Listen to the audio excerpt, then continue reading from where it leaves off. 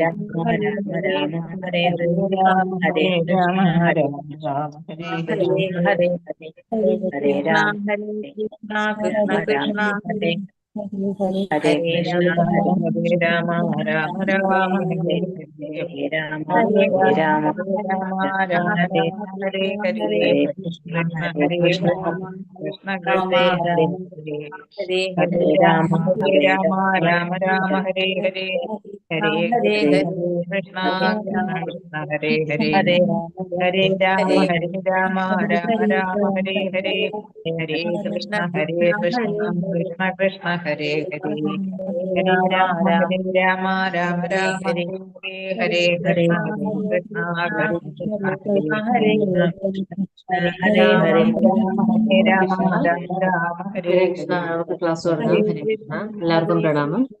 ഹരേ കൃഷ്ണ. കൃഷ്ണ ഹരേ Krishna. Shri Shri രാധാഗോവിന്ദ temple ISKCON മാംഗ്ലൂരിന്റെ level 2 Bhagavad Gita ക്ലാസ്സിലേക്ക് എല്ലാ ഭക്തന്മാർക്കും സ്വാഗതം. ഓം അജ്ഞാനതിമിരാന്ധസ്യ ജ്ഞാനാഞ്ജനശലാകയാ ചക്ഷുരുന്മീലിതം യേന തസ്മൈ ശ്രീ ഗുരവേ നമഃ. ഓം നമോ ഭഗവതേ വാസുദേവായ. ഓം നമോ ഭഗവതേ വാസുദേവായ. ഓം നമോ ഭഗവതേ വാസുദേവായ. നമോ ഓം വിഷ്ണുപാദായ കൃഷ്ണപ്രേഷ്ഠായ ഭൂതലേ ശ്രീമതേ ജയപതാക സ്വാമിനിധി നാമിനെ. നമ ആചാര്യപാദായ നിതായ കൃപപ്രദായിനെ ഗൗരകഥാധാമദായ നഗരഗ്രാമധാരിണേ. നമോ ഓം വിഷ്ണുപാദായ കൃഷ്ണപ്രേഷ്ഠായ ഭൂതലേ ശ്രീമതേ ഭക്തിവേദാന്ത സ്വാമിനിധി നാമിനെ. നമസ്തേ സാരസ്വതേ ദേവേ ഗൗരവാണി പ്രചാരിണേ നിർവിശേഷ ശൂന്യവാദി പാശ്ചാത്യദേശതാരിണേ. ജയ ശ്രീകൃഷ്ണ ചൈതന്യ പ്രഭു നിത്യാനന്ദ ശ്രീ അദ്വൈത ഗദാധര ശ്രീവാത്സാദി ഗൗരഭക്തവൃന്ദ. ഹരേ കൃഷ്ണ കൃഷ്ണ കൃഷ്ണ ഹരേ ഹരേ. ഹരേ രാമ രാമ രാമ ഹരേ ഹരേ. ഹരേ കൃഷ്ണ കൃഷ്ണ കൃഷ്ണ ഹരേ ഹരേ. ഹരേ രാമ രാമ രാമ ഹരേ ഹരേ. ഹരേ കൃഷ്ണ കൃഷ്ണ കൃഷ്ണ ഹരേ ഹരേ. ഹരേ രാമ രാമ രാമ ഹരേ ഹരേ. ഹരേ കൃഷ്ണ. എല്ലാവർക്കും ക്ലാസ്സിലേക്ക് സ്വാഗതം. ഇന്നലെ നമ്മൾ അവസാനം കണ്ടത് ഭഗവാൻ ആരുടെയും പുണ്യപാപങ്ങളെ സ്വീകരിക്കുന്നില്ല. ഓരോ ജീവാത്മാവിനും സ്വാതന്ത്ര്യം ഭഗവാൻ കൊടുത്തിട്ടുണ്ട്. അവരവരുടെ ഇഷ്ടത്തിനനുസരിച്ച് കർമ്മം ചെയ്യാനുള്ള എല്ലാ സ്വാതന്ത്ര്യവും ഭഗവാൻ കൊടുത്തിട്ടുണ്ട്. അതിനനുസരിച്ചിട്ടാണ് ഓരോരുത്തർക്കും ആ കർമ്മഫലം വരുന്നത് എന്നുള്ളത് ആണ് ഇന്നലത്തെ ആ ശ്ലോകത്തിൽ കണ്ടത്. പിന്നെ അടുത്ത ശ്ലോകം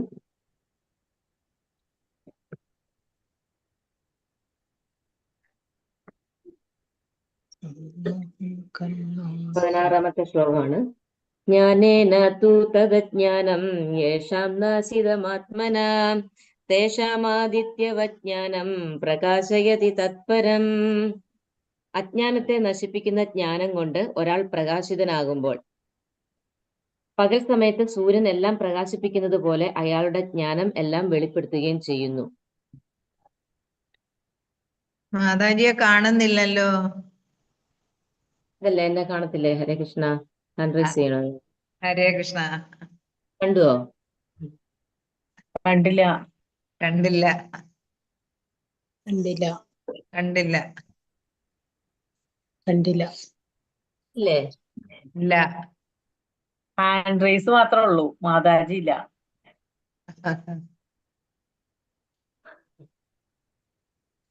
ഞാൻ 2 ഡിവൈസിൽ കയറിയിട്ടുണ്ട്. അതിൽ ഒന്നിലാണ് ഞാൻ ഇരിക്കുന്നത്. ഓക്കെ മാതാജി. ഇപ്പൊ എന്നെ കാണാൻ പറ്റുന്നില്ലേ? ഇല്ല മാതാജി. ഇല്ല മാതാജി.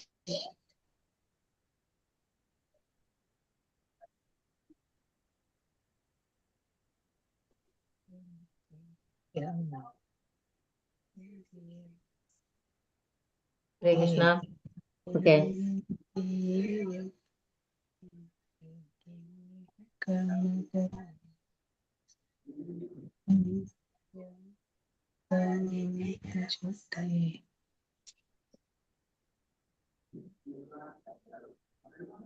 എനിക്കിവിടുന്ന് ഹാൻഡ് റൈസ് ചെയ്യാനായിട്ട് പറ്റുന്നില്ല. കാണാൻ പറ്റുന്നില്ലേ? ഹരേ കൃഷ്ണ. സാരമില്ല, സാരമില്ല, ഓക്കെ. സാരമില്ല, കേൾക്കാമല്ലോ. നമ്മള് 15ാമത്തെ ശ്ലോകം വരെയാണ് നോക്കിയത്. 16ാമത്തെ ശ്ലോകമാണ്. അജ്ഞാനത്തെ നശിപ്പിക്കുന്ന ജ്ഞാനം കൊണ്ട് ഒരാൾ പ്രകാശിതനാകുമ്പോൾ പകൽ സമയത്ത് സൂര്യൻ എല്ലാം പ്രകാശിപ്പിക്കുന്നത് പോലെ അയാളുടെ ജ്ഞാനം എല്ലാം വെളിപ്പെടുത്തുകയും ചെയ്യുന്നു. അപ്പം കൃഷ്ണാവബോധം ഉദിക്കുമ്പോൾ പകൽ വെളിച്ചത്തിൽ എന്ന പോലെ സർവവും പ്രകാശിതമായി തീരും. അപ്പം നമുക്ക് ആ കൃഷ്ണാവബോധത്തിലേക്ക് നമ്മൾ ഉയരുന്നതിനനുസരിച്ച് നമ്മുടെ ഉള്ളിലെ അജ്ഞാനമെല്ലാം നശിക്കുന്നു. അതാണ് അതിനെ അർത്ഥമാക്കുന്നത്. പകൽ വെളിച്ചത്തിൽ ആ സൂര്യന്റെ പ്രകാശം പോലെ നമുക്ക് എല്ലാം കാണാനും മനസ്സിലാക്കാനും സാധിക്കും എന്ന് പറയുന്നത് പോലെ നമ്മുടെ ഉള്ളിലെ അജ്ഞാനം എല്ലാം നശിച്ച് നമുക്ക് ആ ജ്ഞാനത്തിലേക്ക് ജ്ഞാനം കൊണ്ട് നമ്മുടെ ഇന്ദ്രിയങ്ങളെല്ലാം പ്രകാശപൂർണമായി തീരും. ജ്ഞാനം കൊണ്ട് നമ്മുടെ ഇന്ദ്രിയങ്ങളെല്ലാം ആ പാപം മാലിന്യങ്ങളെല്ലാം തീർന്ന് ശുദ്ധമായി തീരും. കൃഷ്ണനെ മറന്നവർ തീർച്ചയായും പരിഭ്രാന്തരാവുക തന്നെ ചെയ്യും. കാരണം ഭഗവാനെ കുറിച്ച് അറിവില്ലാത്തവര്, ഭൗതിക തലത്തിൽ മാത്രം അറിവുള്ളവര് അവരവരുടെ കർമ്മങ്ങളാല് ബന്ധിക്കപ്പെട്ട് അതിനനുസരിച്ചിട്ടുള്ള പലവിധ ജീവിതത്തിലെ പല പ്രതിസന്ധികളിലും ഇങ്ങനെ ജനനത്തിലും മരണത്തിലും ഇങ്ങനെ ആ ഒരു രീതിക്ക് അങ്ങനെ അങ്ങോട്ട് മുന്നോട്ട് പോവുകയാണ്. അതുകൊണ്ട് തന്നെ അവരുടെ ജീവിതത്തിൽ അവർക്ക് ഭൗതിക പ്രകൃതിയെ മാത്രമേ അവർക്ക് ആശ്രയിക്കാൻ പറ്റുന്നുള്ളൂ. കാരണം അവർക്ക് ആ ജ്ഞാനമില്ല. ആ ഈശ്വരനിലേക്ക് എങ്ങനെ തിരികെ പോകാം, അല്ലെങ്കിൽ യഥാർത്ഥത്തിൽ ഈശ്വരനെ കുറിച്ചുള്ള യഥാർത്ഥമായിട്ടുള്ള ഒരു ജ്ഞാനം അവർക്ക് ലഭിക്കാത്തത് കൊണ്ട് തന്നെ അവര് ഏതെങ്കിലും ഒരു തരത്തിൽ അവർ ഈശ്വരാവബോധം ഉണ്ടെങ്കിൽ തന്നെ അതൊരു ദേവാരാധനയായിരിക്കും. പക്ഷെ അതിലൂടെ അവർക്ക് പരിപൂർണമായിട്ടുള്ള ഒരു ജ്ഞാനത്തിൽ എത്താൻ പറ്റുന്നില്ല. അപ്പം ആ ജ്ഞാനം ശരിയായിട്ട് നമുക്ക് മനസ്സിലാക്കാനും ഉൾക്കൊള്ളാനും സാധിച്ചെങ്കിൽ മാത്രമേ നമുക്ക് ആ ജീവിതത്തിന്റെ പ്രതിസന്ധി ഘട്ടങ്ങളിലും ജീവിതത്തിലെ ദുഃഖങ്ങളിൽ നിന്നും ഇത് ദുഃഖാലയമാണ്, ഇവിടെ ഈ ലോകത്ത് എന്തൊക്കെ ഉണ്ടെങ്കിലും അതൊക്കെ താൽക്കാലികം മാത്രമാണ്. ഓരോന്നിനെ നമ്മൾ ഒരുപാട് ആസ്വദിക്കുമ്പോൾ നമുക്ക് മടുപ്പ് തോന്നും. ഒന്നിനോടും നമുക്ക് ശാശ്വതമായിട്ടുള്ള ഒരു താല്പര്യം ഉണ്ടാവുന്നില്ല. എല്ലാത്തിനോടും നമുക്ക് മടുപ്പ് വരും. എല്ലാ കാര്യങ്ങളോടും നമുക്ക് മടുപ്പ് വരും. ഡ്രസ്സ് ആയിക്കോട്ടെ, പുതിയ എന്ത് വസ്തുക്കളായിക്കോട്ടെ, നമ്മൾ നിത്യേന ഉപയോഗിക്കുന്ന എന്ത് വസ്തുക്കളാണെങ്കിലും നമുക്ക് അതിനോടൊരു കുറെ ഉപയോഗിച്ചു കഴിയുമ്പോൾ നമുക്ക് അതിനോടൊരു താല്പര്യക്കുറവ് തോന്നും. വീണ്ടും പുതിയത് തേടിപ്പോ അങ്ങനെ ഒരു സ്വഭാവ രീതിയാണ് മനുഷ്യന് ജന്മനുള്ളത്. അപ്പം അത്തരത്തില് അങ്ങനെ നമ്മൾ പലവിധ കർമ്മങ്ങൾ ചെയ്യുമ്പോഴും പലതരത്തിലുള്ള അനുഭവങ്ങൾ നമ്മൾ വരും. അപ്പൊ അതിനനുസരിച്ച് നമ്മൾ ജീവിതത്തിന്റെ ആ പ്രതിസന്ധികൾ നമ്മൾ പരിഭ്രാന്തരാവുക ചെയ്യുന്നത് അപ്പോൾ അതെന്തുകൊണ്ടാണ്? അജ്ഞാനം കൊണ്ടാണ് അത് ഉണ്ടാവുന്നത്. അപ്പൊ കൃഷ്ണാവബോധത്തിൽ ഉയർന്നെങ്കിൽ മാത്രമേ നമുക്ക് ഇത്തരത്തിലുള്ള അവസ്ഥകളിൽ നിന്ന് നമുക്ക് എങ്ങനെയാണ് മനസ്സിനെ മോചിപ്പിക്കേണ്ടത് എന്നുള്ള ഒരു അറിവിലേക്ക് എത്തുന്നുള്ളൂ. അപ്പൊ കൃഷ്ണാവബോധം കൈവന്ന ഒരാളിൽ നിന്ന് യഥാർത്ഥ ജ്ഞാനം ലഭ്യമാവും. അതിന് നമുക്കൊരു ഭക്തന്റെ സാന്നിധ്യത്തിലൂടെ മാത്രമേ, വേറെ ആരിൽ നിന്ന് നമുക്ക് കൃഷ്ണാവബോധം ലഭിക്കാൻ പറ്റില്ല. അദ്വൈതവാദികളിൽ നിന്നോ അല്ലെങ്കിൽ മായാവാദങ്ങളിൽ നിന്നോ അവരൊന്നും അല്ലെങ്കിൽ ഭക്തിയോഗത്തിലേക്ക് മുന്നേറുന്ന ആൾക്കാരല്ല. അവര് കൂടുതലായിട്ട് അഷ്ടാംഗയോഗ പ്രക്രിയ അല്ലെങ്കിൽ ബ്രഹ്മജ്ഞാനം ഇത്തരത്തിലുള്ള രീതിയിലൂടെയാണ് ആത്മസാക്ഷാത്കാരത്തിലേക്ക് ഉയരാൻ ശ്രമിക്കുന്നത്. അപ്പൊ അതിലൂടെ പോകുമ്പോഴൊന്നും ഒരിക്കലും കൃഷ്ണാവബോധത്തിലേക്ക് എത്തുന്നില്ല. അപ്പം കൃഷ്ണാവബോധം കൈവരണം എന്നുണ്ടെങ്കിൽ അത് ആ ഒരു തലത്തിലേക്ക് ഉയർന്ന അല്ലെങ്കിൽ ഒരു ഭക്തനെ പരമമായിട്ടുള്ള ഈശ്വര ഭക്തനെ ഭഗവാന്റെ ശുദ്ധ ഭക്തനെ കണ്ടുകിട്ടിയെങ്കിൽ മാത്രമേ നമുക്ക് ആ ജ്ഞാനം ലഭിക്കുകയുള്ളൂ. ഈശ്വരന്റെ ഒരു പ്രതിനിധിയെ കണ്ടുമുട്ടുമ്പോൾ മാത്രമേ ഒരാൾക്ക് ഈശ്വരനെയും ഈശ്വരനുമായുള്ള തന്റെ ബന്ധത്തെയും കുറിച്ച് അറിയാൻ കഴിയുന്നുള്ളൂ. തനിക്ക് ആധ്യാത്മിക ജീവിതത്തിൽ വ്യക്തിത്വം ഉണ്ടെന്ന് മനസ്സിലാക്കലാണ് യഥാർത്ഥ ജ്ഞാനം. അപ്പം ശരിക്കും നമ്മൾ ആത്മാവാണെന്നും നമുക്ക് യഥാർത്ഥ വ്യക്തിത്വം ഉണ്ടെന്നും നമ്മൾ ശാശ്വതരാണെന്നും ഈശ്വരന്റെ അംശമാണെന്നും തിരിച്ച് ഭഗവാന്റെ ധാമത്തിലേക്ക് പോവുകയാണെന്നും ഉള്ളതാണ്. നമ്മളൊരു വ്യക്തിയാണെന്ന് മനസ്സിലാക്കൽ തന്നെയാണ് യഥാർത്ഥ ജ്ഞാനം. നമുക്ക് വ്യക്തിത്വമുണ്ട്. അതായത് മരണത്തിന് ശേഷം നമ്മളൊരു വ്യക്തിയായിട്ട് നമുക്ക് ഭഗവാന്റെ ധാമത്തിൽ ഇരിക്കാൻ കഴിയും എന്നുള്ളതാണ് ആ യഥാർത്ഥ ജ്ഞാനം. അടുത്ത ശ്ലോകം 17ാമത്തെ ശ്ലോകം. തദ്ബുദ്ധയസ്തദാത്മാനം തന്നിഷ്ടതത്പരായണാം ഗച്ഛന്ധ്യ പുനരാവൃത്തിം ജ്ഞാനധിർധൂത കൽമഷാം. ബുദ്ധിയും മനസ്സും വിശ്വാസവും ആശ്രയവുമെല്ലാം പരമ്പൊരുളായ ഭഗവാനിൽ ഉറപ്പിച്ചു നിർത്തുമ്പോൾ പരിപൂർണ ജ്ഞാനത്താൽ സംശയങ്ങൾ ഒഴിഞ്ഞ് മുക്തിമാർഗത്തിൽ മുന്നേറുന്നു. അപ്പം ഒരു ജീവൻ എങ്ങനെയാണ് ആ ഒരു വിധിയിലേക്ക് വരുന്നതെന്ന് ഉള്ളത് കാണിച്ചു. നമ്മൾ എങ്ങനെയാണ് കർമ്മങ്ങൾ ചെയ്യുന്നു, ആ കർമ്മങ്ങൾ ഇങ്ങനെ ചിന്തിക്കുന്നു, ആ ചിന്ത പിന്നെ പ്രവൃത്തിയിലേക്ക് വരുന്നു, ആ പ്രവൃത്തി കൊണ്ട് ശീലമാകുന്നു, ആ ശീലം സ്വഭാവമായി മാറുന്നു, ആ സ്വഭാവത്തിൽ നിന്നാണ് നമ്മൾ വിധിയിൽ വിധിക്കപ്പെടുന്നത്. ആ സ്വഭാവമാണ് നമ്മുടെ സ്വഭാവവും പ്രവൃത്തിയുമാണ് നമ്മളെ കൊണ്ട് കർമ്മങ്ങൾ ചെയ്യിപ്പിക്കുന്നത്. അപ്പൊ ആ കർമ്മമാണ് നമ്മുടെ വിധി നിർണയിക്കുന്നത്. അങ്ങനെയാണ് ഒരു ജീവൻ ആ അജ്ഞാനത്തിൽ പെടുന്നത്. അപ്പം അത്തരത്തിലുള്ള അജ്ഞാനത്തിൽ നിന്നും എങ്ങനെയാണ് നമ്മൾ മുക്തിമാർഗത്തിലേക്ക് ഉയരണമെന്നുള്ളതാണ് പറയുന്നത്. അപ്പം നമ്മുടെ ആ ഒരു അവസ്ഥയിൽ നിന്ന് ഒരു ശുദ്ധ ഭക്തനെ കണ്ടു കിട്ടിക്കഴിഞ്ഞാല് ആ ശുദ്ധ ഭക്തിയിലൂടെ നമ്മൾ കൃഷ്ണാവബോധത്തിലേക്ക് ഉയരുവാനും ഭഗവത്ഗീത പഠിച്ചു മനസ്സിലാക്കി നമ്മുടെ ഇന്ദ്രിയങ്ങളെ എങ്ങനെയാണ് നിയന്ത്രിക്കേണ്ടത്, എങ്ങനെയാണ് അതിനെ ശരിയായ രീതിയിൽ ചിട്ടയോടെ പരിശീലിക്കേണ്ടതെന്നൊക്കെ മനസ്സിലാക്കി കഴിഞ്ഞാൽ നമ്മുടെ ബുദ്ധിയെ എങ്ങനെയാണ് നമ്മൾ അതിനെ ഉപയോഗിക്കേണ്ടത്, നമ്മുടെ മനസ്സിനെ, നമ്മുടെ വിശ്വാസത്തെ ഒക്കെ നമ്മൾ ഭഗവാനിലേക്ക് എങ്ങനെയാണ് തിരിച്ചു വിടുന്നത്, ഭഗവാനിലേക്ക് അതിനെയൊക്കെ എങ്ങനെയാണ് നമ്മൾ ആ ഒരു നമ്മുടെ ഇന്ദ്രിയങ്ങളെ സേവനം കൊണ്ട് പിന്നെ മുഴുകിക്കേണ്ടത് എന്ന് മനസ്സിലാക്കി കഴിഞ്ഞാൽ നമ്മുടെ ബുദ്ധിയും മനസ്സും വിശ്വാസവും ആശ്രയവും എല്ലാം കൃഷ്ണനിൽ ഉറപ്പിച്ചു നിർത്താനായിട്ട് നമ്മൾ പഠിക്കുന്നു. അപ്പം അതിനെ നമ്മൾ പടിപടിയായിട്ട് അതിനെ പരിശീലിച്ചു വരുമ്പോൾ നമുക്ക് എല്ലാവിധ സംശയങ്ങളും ഒഴിഞ്ഞ് ആ മുക്തിമാർഗത്തിലേക്ക് മുന്നേറാനായിട്ട് സാധിക്കുന്നു. അപ്പം ഭഗവാനാണ് പരമമായിട്ടുള്ള അതീന്ദ്രിയ സത്യം. അപ്പം തുടക്കത്തിൽ നമുക്ക് അത് ഉൾക്കൊള്ളാനോ മനസ്സിലാക്കണമെന്നോ അല്ലെങ്കിൽ അതിനെ ഗ്രഹിക്കാനോ നമുക്ക് പറ്റിയെന്ന് വരില്ല കൃഷ്ണാവബോധത്തിന്റെ തുടക്കത്തിൽ. പക്ഷെ നമ്മൾ പോകെ നമ്മൾ ആ സാധനയിൽ മുന്നേറി കഴിയുമ്പോൾ നമുക്ക് വ്യക്തമായിട്ട് മനസ്സിലാകും. നമ്മൾ ഭഗവത്ഗീത ശരിയായിട്ട് പഠിക്കുമ്പോഴും മറ്റ് നമ്മൾ അതുവരെ ഒന്ന് മനസ്സിരുത്തി ചിന്തിച്ചു കഴിഞ്ഞാൽ നമുക്ക് വ്യക്തമായിട്ട് മനസ്സിലാകും പരമമായിട്ടുള്ള സത്യം ഭഗവാൻ തന്നെയാണെന്നുള്ളത് നമുക്ക് മനസ്സിലാക്കാൻ സാധിക്കും. അപ്പം ഭഗവാൻ താനാണ് എന്ന കൃഷ്ണന്റെ പ്രഖ്യാപനമാണ് ഭഗവത്ഗീതയുടെ കേന്ദ്രബിന്ദു. അപ്പൊ ഭഗവത്ഗീതയുടെ പ്രധാനമായിട്ടുള്ള ഒരു തത്വം എന്ന് പറയുന്നത്, അല്ലെങ്കിൽ പ്രധാനമായിട്ടുള്ള ഒരു രഹസ്യം എന്ന് പറയുന്നത്, ഭഗവാൻ താൻ തന്നെയാണ് സർവേശ്വരൻ എന്ന് പറയുന്നത്. എല്ലാറ്റിനും അധിപതിയായിട്ടുള്ള ഈശ്വരൻ എന്ന് പറയുന്ന വ്യക്തി കൃഷ്ണനാണ് എന്ന് ഭഗവാൻ ഈ ഭഗവത്ഗീതയിലൂടെ വെളിപ്പെടുത്തുന്നുണ്ട്. അത് ഭഗവാനാണ് പരമദിവ്യോത്തമ പുരുഷൻ എന്ന് ഭഗവാൻ തന്നെ പ്രഖ്യാപിക്കുന്നു. അതാണ് ഭഗവത്ഗീതയുടെ കേന്ദ്രബിന്ദു. അപ്പൊ മനസ്സും ബുദ്ധിയും വിശ്വാസവും എല്ലാം കൃഷ്ണനെ ആശ്രയിച്ചിരിക്കുന്നുവോ അഥവാ ആരാണോ തികച്ചും കൃഷ്ണാവബോധത്തിൽ ഉറച്ചു നിൽക്കുന്നത്, അയാളുടെ സംശയങ്ങളെല്ലാം നീങ്ങുകയും അതീന്ദ്രിയ വിഷയങ്ങളെക്കുറിച്ച് പരിപൂർണ ജ്ഞാനം ഉദിക്കുകയും ചെയ്യും. അപ്പം ഭഗവത്ഗീതയിൽ പറയുന്ന വിഷയങ്ങളെല്ലാം തന്നെ അതീന്ദ്രിയമാണ്. ഇവിടെ എവിടെയെങ്കിലും നമുക്ക് ഭൗതികതയിൽ മുഴുകാൻ അല്ലെങ്കിൽ ഭൗതികതയിൽ ഉയരാൻ വേണ്ടിയിട്ടുള്ള എന്തെങ്കിലും ഒരു കാര്യം നമ്മൾ ഭഗവത്ഗീതയിൽ പഠിക്കുന്നുണ്ടോ? അല്ലെങ്കിൽ നമുക്ക് എന്താ നിത്യജീവിതത്തിൽ നമുക്ക് എന്താണ് ഭൗതികപരമായിട്ടുള്ള കാര്യങ്ങൾ സാധിക്കാനോ അതിൽ മുന്നേറാനോ അല്ലെങ്കിൽ എന്തെങ്കിലും ഭൗതികപരമായിട്ടുള്ള ഐശ്വര്യങ്ങൾക്ക് വേണ്ടിയിട്ടുള്ള എന്തെങ്കിലും കാര്യം ഭഗവത്ഗീതയിലോ ഭാഗവതത്തിലോ പറയുന്നുണ്ടോ? ഈ രണ്ട് ശാസ്ത്രങ്ങളും അതീന്ദ്രിയ ശാസ്ത്രമാണ്. തികച്ചും ഭൗതികപരമായിട്ടുള്ള എല്ലാറ്റിനെയും അകറ്റി നിർത്തിക്കൊണ്ട് തികച്ചും യഥാർത്ഥമായിട്ടുള്ള ആധ്യാത്മിക ശാസ്ത്രം, അതീന്ദ്രിയ ശാസ്ത്രം എന്ന് പറയുന്നതാണ് ഭഗവത്ഗീതയും ഭാഗവതം. അപ്പം അതിനകത്ത് അത് പഠിച്ചെങ്കിൽ മാത്രമേ നമുക്ക് ആ പൂർണ്ണ ജ്ഞാനം നമുക്ക് വരികയുള്ളൂ. നമ്മൾ എങ്ങനെയാണ് നമ്മുടെ ഇന്ദ്രിയങ്ങളെ നിയന്ത്രിക്കുന്നത്, നമ്മൾ എന്തിനാണ് നമുക്ക് മനുഷ്യജന്മം, നമ്മൾ ആരാണ്, നമ്മൾ എന്തിനാണ് ഇങ്ങനെ ഒരു ലോകത്ത് വന്ന് ജീവിക്കുന്നത്, എന്തിനാണ് നമ്മൾ ഇങ്ങനെ ദുഃഖങ്ങളും ദുരിതങ്ങളും അനുഭവിക്കുന്നത്, മനുഷ്യൻ എന്തിനാണ് ജന്മവും മരണവും ഇങ്ങനെ അനുഭവിച്ചുകൊണ്ടിരിക്കുന്നത്, ഇങ്ങനെയൊക്കെയുള്ള ചോദ്യത്തിന് ഉത്തരം നമുക്ക് ഭഗവത്ഗീതയിലൂടെ ആണ് വ്യക്തമായിട്ട് നമുക്ക് കിട്ടുന്നത്.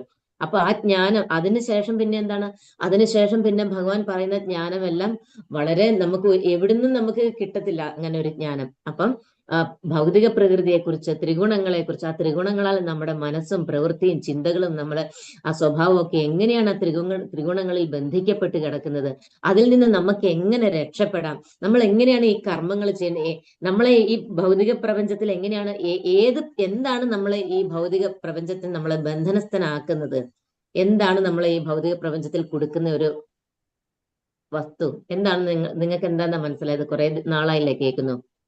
ത്രിഗുണങ്ങളാണ്. ത്രിഗുണങ്ങളും കർമ്മവും. നമ്മൾ കർമ്മം ചെയ്യുന്നത് കൊണ്ടാണല്ലോ, അതെ, കർമ്മങ്ങൾ കൊണ്ടാണല്ലോ ത്രിഗുണങ്ങളാൽ പ്രേരിതമായിട്ട്, കറക്റ്റാണ് മാതാജി പറഞ്ഞത്, ത്രിഗുണങ്ങളാൽ പ്രേരിതമാകുന്നതുകൊണ്ടാണ് നമ്മൾ കർമ്മങ്ങൾ ചെയ്യുന്നത്. അപ്പോൾ കർമ്മങ്ങൾ ചെയ്യുന്നതിനനുസരിച്ച് അതിനനുസരിച്ചിട്ടുള്ള പ്രതിപ്രവർത്തനങ്ങൾ ഉണ്ടാവും. അപ്പൊ അതേ കർമ്മം കൊണ്ട് തന്നെ വേണം നമ്മൾ ആ കർമ്മത്തിന്റെ ബന്ധനത്തിൽ നിന്ന് മുക്തരാവാനും. അതുകൊണ്ടാണ് കർമ്മത്തിൽ അകർമ്മവും അകർമ്മത്തിൽ കർമ്മവും എന്ന് കഴിഞ്ഞ അധ്യായത്തിൽ പറയുന്നത്. അപ്പൊ ഒരേ സമയം നമ്മൾ കർമ്മം ചെയ്യണം, പക്ഷെ അതെങ്ങനെയാണ്? അകർമ്മമായിട്ടാണ് ചെയ്യേണ്ടത്, ഫലം ഇച്ഛിക്കാതെ ചെയ്യണം. അപ്പം ഫലം ഇച്ഛിക്കാതെ ചെയ്യുന്ന ആ അകർമ്മത്തിൽ ഇരുന്നു കൊണ്ട് തന്നെ കർമ്മവും ചെയ്യണം. അത് മനസ്സിലാക്കാനും അതിനെ പ്രവർത്തിക്കാനും കുറച്ച് ബുദ്ധിമുട്ടാണ്.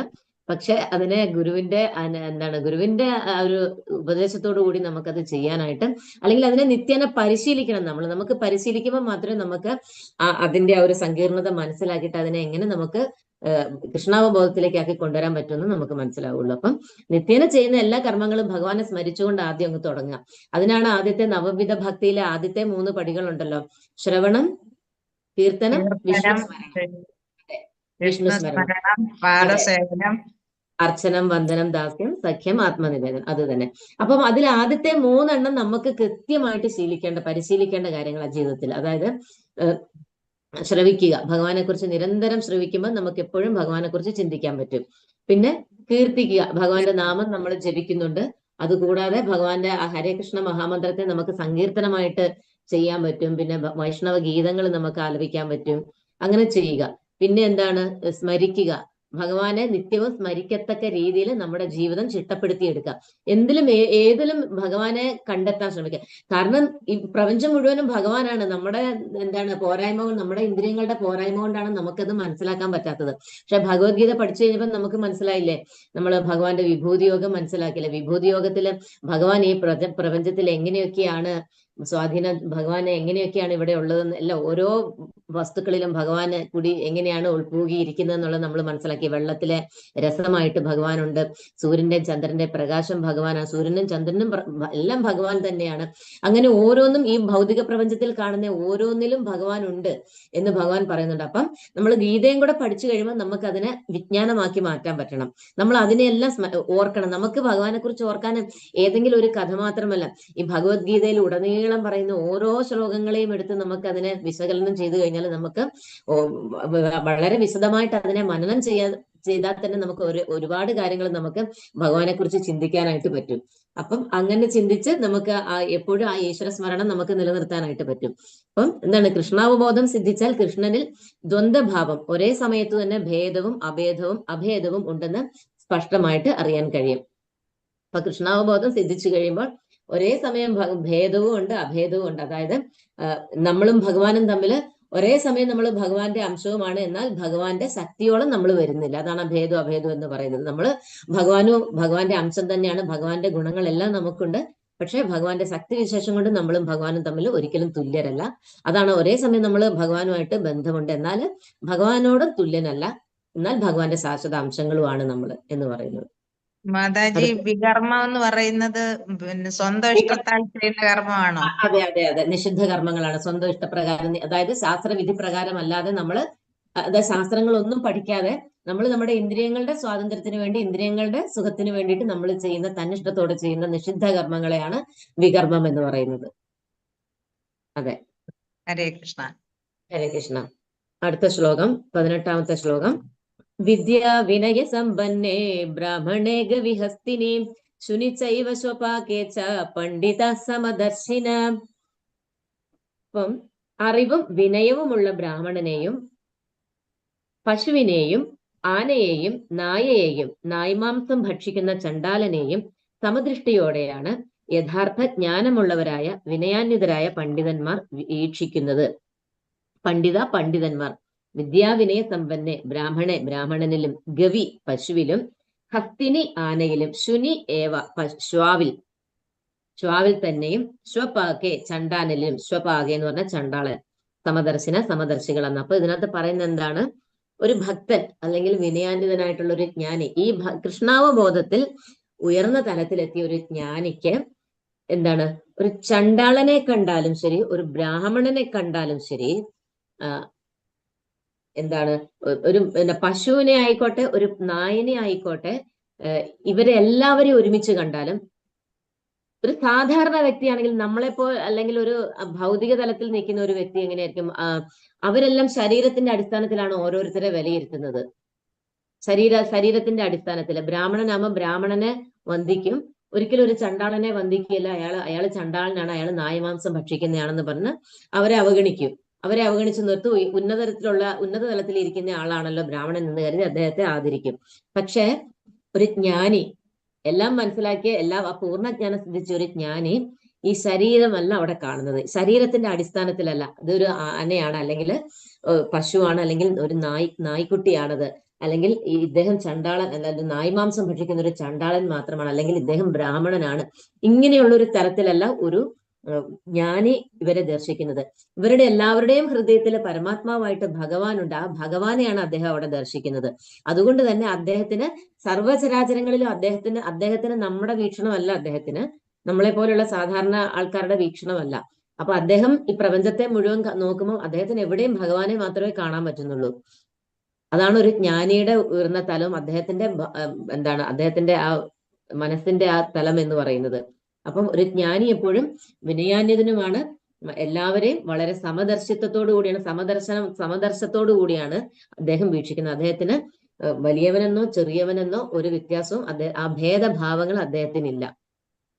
അപ്പം കൃഷ്ണാവബോധം ഉദിച്ചവർക്കാകട്ടെ വർഗവിവേചനമോ ജാതിഭേദമോ അങ്ങനത്തെ ഒന്നുമില്ല. അപ്പം ഭഗവാൻ പരമാത്മാവാണെന്ന സമ്പൂർണ്ണ അംശത്താൽ സർവ്വ ജീവജാലങ്ങളുടെയും ഹൃദയത്തിൽ കുടികൊള്ളുന്ന ബോധമുദിച്ചതുകൊണ്ടും ഭഗവാനുമായി അവർക്ക് ബന്ധമുള്ളത് കൊണ്ടുമാണ് വിനയാന്വിതരായ പണ്ഡിതന്മാർ സമദൃഷ്ടിയോടെ വീക്ഷിക്കുന്നത്. തന്റെ മുന്നിൽ നിൽക്കുന്ന പശു ആയിക്കൊള്ളട്ടെ, ആ നായ്ക്കുട്ടി ആയിക്കോട്ടെ, ചണ്ടാളനായിക്കോട്ടെ, നായ്മാംസം ഭക്ഷിക്കുന്ന ചണ്ടാളനായിക്കോട്ടെ, ബ്രാഹ്മണനായിക്കോട്ടെ, ആനയായിക്കോട്ടെ, സിംഹമായിക്കോട്ടെ, പുലി ആയിക്കോട്ടെ, എന്താണെങ്കിലും അവരുടെ ഉള്ളിൽ അവരൊക്കെ ശരീരം കൊണ്ടാണ് ഓരോരോ രൂപങ്ങൾ എടുത്തിരിക്കുന്നത്. പക്ഷെ അവരുടെ എല്ലാം ഉള്ളിൽ എന്താണ്? ആത്മാവുണ്ട്, പരമാത്മാവും ഉണ്ട്. എല്ലാ ജീവജാലങ്ങളിലും ഉണ്ട് പരമാത്മാവും ആത്മാവും.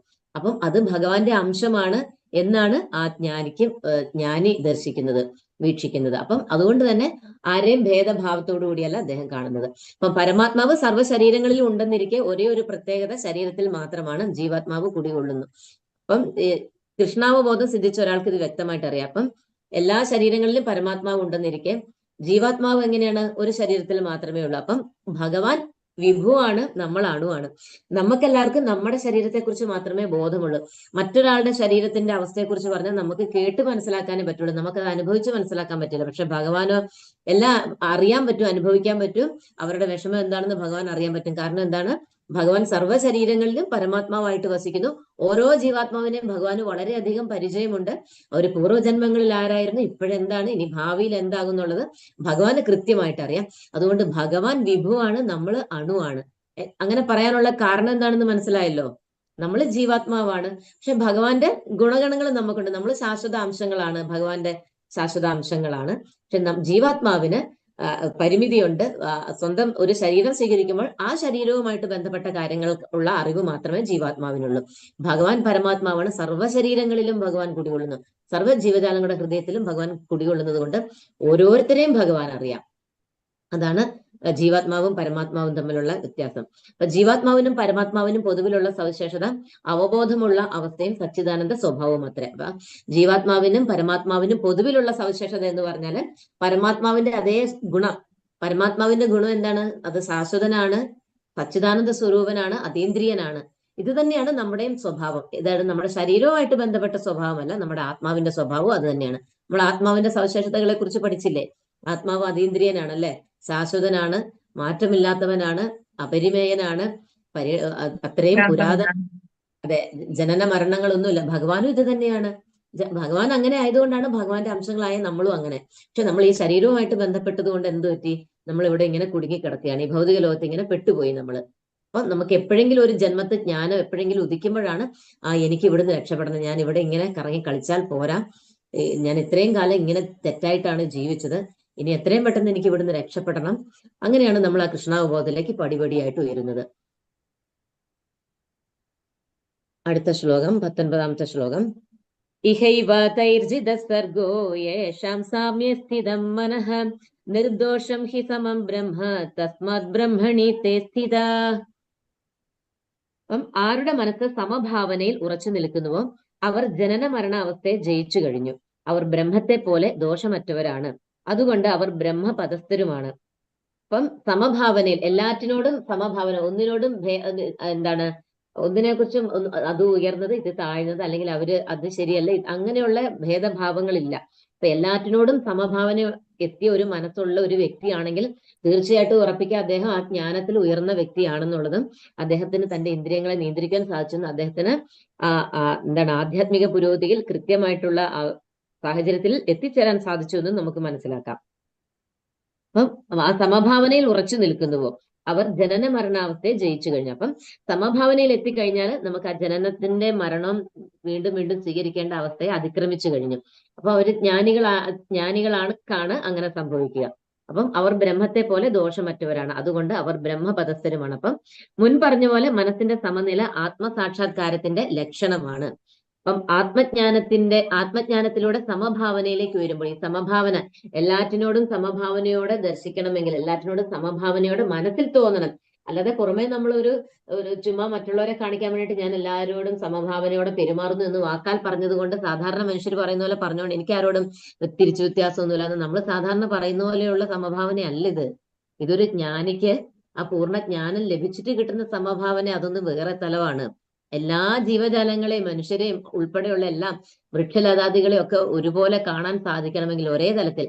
കാരണം നമ്മൾ കാണുമ്പോൾ ശരീരത്തിന്റെ അടിസ്ഥാനത്തിലാണ് കാണുന്നത്. അത് വൃക്ഷമാണ്, അതൊരു മൃഗമാണ്, അല്ലെങ്കിൽ അദ്ദേഹം വളരെ താഴ്ന്ന ബുദ്ധിയില്ലാത്ത ഒരു വ്യക്തിയാണ്, ഇദ്ദേഹത്തിന് വളരെ പഠിപ്പുണ്ട്, വിവരമുണ്ട് എന്നുള്ളത് നമ്മൾ ശരീരത്തിന്റെയും പ്രവൃത്തിയുടെയും അവരവർ ചെയ്യുന്ന കർമ്മത്തിന്റെയും ഗുണത്തിന്റെ അടിസ്ഥാനത്തിലാണ് നമ്മൾ ഓരോരുത്തരെ വിലയിരുത്തുന്നത്. പക്ഷെ ജ്ഞാനി അങ്ങനെയല്ല. ജ്ഞാനി എല്ലാവരുടെ ഹൃദയത്തിൽ കുടികൊള്ളുന്ന പരമാത്മാവിനെയാണ് ദർശിക്കുന്നത്. അത് മാത്രമല്ല, ആ പരമാത്മാവിന്റെ അംശമാണ് അദ്ദേഹത്തിന്റെ, നമ്മളെ ഈശ്വരന്റെ മക്കളാണെന്നുള്ള ആ ഒരു ഭാവത്തോടു കൂടിയാണ് അദ്ദേഹം എല്ലാവരെയും ദർശിക്കുന്നത്. അപ്പം അങ്ങനെ ആ ഒരു ജീവിച്ചിരിക്കെ തന്നെ അങ്ങനെ ഒരു നിലയിൽ എത്തിയെങ്കിൽ മാത്രമേ നമുക്ക് ജീവൻ മുക്തനാവാനായിട്ട് സാധിക്കുള്ളൂ. അല്ലാതെ മരിച്ചതിന് ശേഷം നമ്മൾ കർമ്മം ചെയ്തിട്ടൊന്നും ആർക്കും മുക്തി നേടാൻ സാധിക്കില്ല. അപ്പം ജീവിച്ചിരുന്നിട്ടുള്ള ഒരു വ്യക്തി ജീവിച്ചിരിക്കുമ്പോൾ നല്ല കർമ്മങ്ങളൊന്നും ചെയ്തില്ല, ഈശ്വര സ്മരണയൊന്നും നടത്തിയിട്ടില്ല. അപ്പൊ അങ്ങനെയുള്ള വ്യക്തിക്ക് മോക്ഷം നേടാനായിട്ട് ഉള്ള പ്രക്രിയകൾ നമ്മൾ ചെയ്തു കൊടുക്കുന്നതാണ് പിണ്ടോദക ക്രിയകളൊക്കെ. അപ്പൊ നമ്മൾ ചെയ്യുന്ന ആ കർമ്മത്തിന്റെ ഫലമായിട്ട് നമ്മൾ അദ്ദേഹത്തിന് വേണ്ടി നാമം ജപിക്കുന്നത് കൊണ്ടും ഒക്കെ എന്താണ് ആ ആത്മാവിന് പിന്നീട് നല്ല ജന്മത്തിലേക്ക് എടുക്കാനും ആ നാമജപത്തിന്റെ പുണ്യം അദ്ദേഹത്തിന് ലഭിക്കാനും ഒക്കെ ഗുണമാകും. അതുകൊണ്ടാണ് നാമം ജപിക്കണമെന്ന് പ്രത്യേകം നമ്മൾ പറയുന്നത്. മരിച്ചു കഴിഞ്ഞ് കുറച്ച് ദിവസങ്ങളോളം നമ്മൾ കൃത്യമായിട്ട് ആ മരിച്ച ആൾക്കാർക്ക് വേണ്ടിയിട്ട് നാമം ജപിക്കണമെന്ന് പറയുന്നത് അതുകൊണ്ടാണ്. അപ്പം ആ ഉയർന്ന തലത്തിൽ എത്തണമെങ്കിൽ ആ സമഭാവന, ജ്ഞാനികൾക്കാണ് ആ സമഭാവന ലഭിക്കുന്നത്. അപ്പൊ സമഭാവനയിൽ എത്തിയ വ്യക്തികൾ ജനന മരണാവസ്ഥയെ ജയിച്ചു കഴിഞ്ഞു. അപ്പൊ രാഗദ്വേഷങ്ങൾ ഇല്ലാത്തതിനാൽ ഭഗവാൻ ദോഷരഹിതനാണ്. ആത്മജ്ഞാനത്തിലൂടെ സമഭാവനയിലേക്ക് ഉയരുമ്പോൾ ആ ബദ്ധാവസ്ഥയിൽ നിന്ന് മുക്തനാകും. പിന്നെ ആ ജീവന് ഭൗതിക ലോകത്തിൽ പിറവില്ല. അപ്പം ഈ ഒരു ജ്ഞാനത്തിൽ എത്തിക്കഴിഞ്ഞാൽ ജനന മരണത്തിൽ നിന്ന് നമ്മൾ ഓൾറെഡി ജീവിച്ചിരിക്കെ തന്നെ നമ്മൾ മുക്തിപദത്തിലേക്ക് ഉയർന്നു കഴിഞ്ഞു. അതുകൊണ്ട് തന്നെ പിന്നീട് നമുക്ക് ഈ ഭൗതിക ലോകത്തിലേക്ക് വീണ്ടും തിരിച്ചു വരേണ്ടി വരുന്നില്ല. രാഗദോഷങ്ങൾ ഭഗവാനെ അറിഞ്ഞു കഴിഞ്ഞാൽ, ഇപ്പം ഭഗവാന് രാഗദ്വേഷങ്ങളില്ല, ഭഗവാൻ ദോഷരഹിതനാണ്. രാഗദ്വേഷങ്ങൾ ഒഴിഞ്ഞ ജീവനും അതേവിധം ദോഷരഹിതനും പരവ്യോമം പോകാൻ അർഹനുമാകുന്നു. അപ്പം ഭഗവാന് അങ്ങനത്തെ സ്വഭാവം, ഭഗവാന്റെ സ്ഥിതി എന്താണ്? രാഗദ്വേഷങ്ങളില്ല. ഭഗവാൻ എല്ലാ ദോഷങ്ങൾക്കും അതീതനാണ് ഭഗവാൻ. അപ്പം ആ ഒരു തലത്തിലേക്ക് ഭഗവാന്റെ അംശമായ ജീവാത്മാവും ആ തലത്തിൽ എത്തിക്കഴിഞ്ഞാൽ തീർച്ചയായിട്ടും അദ്ദേഹം ഭഗവാന്റെ ആ ധാമം പോകാന്, ആ പരവ്യോമം പോകാൻ അദ്ദേഹം അർഹനാകുന്നു എന്ന് ഈ ശ്ലോകത്തിൽ പറയുന്നു. അടുത്ത ശ്ലോകം ഇഹൈവൈർജിത സർഗോ, അതല്ലല്ലോ 20-ാമത്തെ അല്ലേ? 20-ാമത്തെ ഇപ്പം പറഞ്ഞത് 19-ആണ്, മാറിപ്പോയതാ. ന പ്രഹൃഷ്യത് പ്രിയം പ്രാപ്യ നോദ്വിജേത് പ്രാപ്യ ചാപ്രിയം സ്ഥിരബുദ്ധിരസമ്മൂഢോ ബ്രഹ്മവിദ് ബ്രഹ്മണി സ്ഥിതഃ.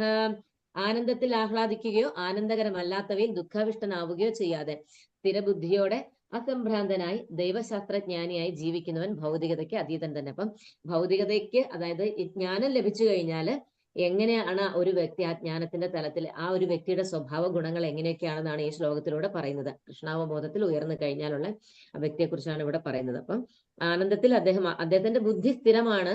അപ്പം ബുദ്ധി ഒരിക്കലും ഭൗതിക തലത്തിലല്ല, അതീന്ദ്രിയ തലത്തിലായതുകൊണ്ട് തന്നെ ഭൗതിക വിഷയങ്ങളിലുള്ള ആഹ്ലാദത്തിൽ, ഭൗതികപരമായിട്ടുള്ള ഏതെങ്കിലും തരത്തിൽ ഏതെങ്കിലും ഒരു സന്ദർഭത്തിലെ ആഹ്ലാദത്തിലോ ആനന്ദത്തിലോ ഒന്നും അമിതമായിട്ട് അദ്ദേഹം ഒരു സാഹചര്യത്തിൽ അമിതമായിട്ട് ആഹ്ലാദിക്കില്ല, അമിതമായിട്ട് ദുഃഖാവിഷ്ടനാവുകയോ ചെയ്യില്ല.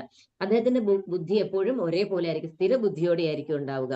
അദ്ദേഹം ഒരു സ്ഥലത്തും സംഭ്രാന്തനാവില്ല.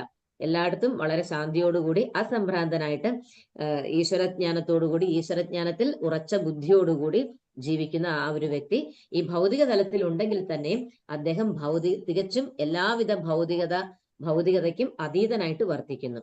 ആത്മസാക്ഷാത്കാരം സിദ്ധിച്ച മനുഷ്യന്റെ ലക്ഷണങ്ങളാണ് ഇവിടെ പറയുന്നത്. കൃഷ്ണാവബോധം സിദ്ധിച്ച ആത്മസാക്ഷാത്കാരത്തിലേക്ക് ഉയർന്ന മനുഷ്യന്റെ ലക്ഷണങ്ങളാണ് ഇവിടെ പറയുന്നത്. അപ്പം ശരീരവും താനും ഒന്നാണെന്നുള്ള മിഥ്യാവബോധം ആ ഒരു വ്യക്തിക്ക് ഒരിക്കലും ഉണ്ടാവില്ലെന്നാണ് മുഖ്യ ലക്ഷണം. നമ്മളൊക്കെ ആ തലത്തിലേക്ക് ഉയർന്നു വരുന്നതേ ഉള്ളൂ. അപ്പം ഒരു സാധാരണ മനുഷ്യൻ എന്താണ്? ആത്മാവിനെ കുറിച്ച് അറിയില്ല, ശരീരത്തെക്കുറിച്ച് മാത്രമേ ബോധമുള്ളൂ.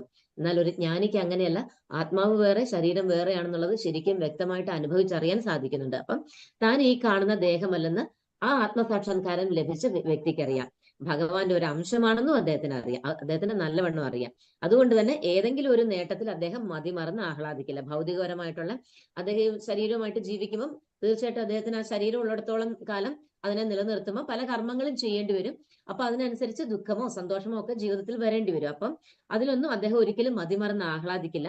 അതൊക്കെ ശരീരവുമായിട്ട് ബന്ധപ്പെട്ട വിഷയങ്ങളാണെന്നും അദ്ദേഹത്തിന് അറിയാം. ഇനി അദ്ദേഹത്തിന് എന്തെങ്കിലും നഷ്ടം സംഭവിച്ചാൽ തന്നെ, ഏതൊരു രീതിയിലുള്ള നഷ്ടം സംഭവിച്ചാലും അദ്ദേഹം അതിലൊന്നും ദുഃഖിക്കത്തില്ല. അപ്പം മാനസികമായിട്ട് ഈ എല്ലാ നിലകളിലും സ്ഥിരബുദ്ധിയോടുകൂടി, മനസ്സിൽ ദൃഢമായിട്ട് സ്ഥിരബുദ്ധിയോടുകൂടി നിൽക്കാൻ, മുന്നോട്ട് പോകാൻ കഴിയുന്നതിനെയാണ് സ്ഥിരബുദ്ധി അഥവാ സ്വബുദ്ധി എന്ന് പറയുന്നത്.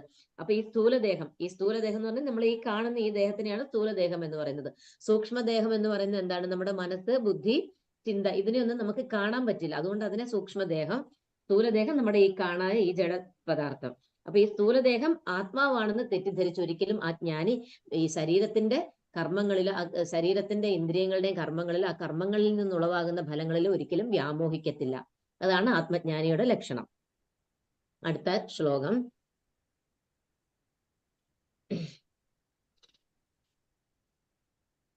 ബാഹ്യസ്പർശേഷു സത്താത്മാ വിന്ദത്യാത്മനി യത്സുഖം സ ബ്രഹ്മയോഗയുക്താത്മാ സുഖമക്ഷയമശ്നുതേ.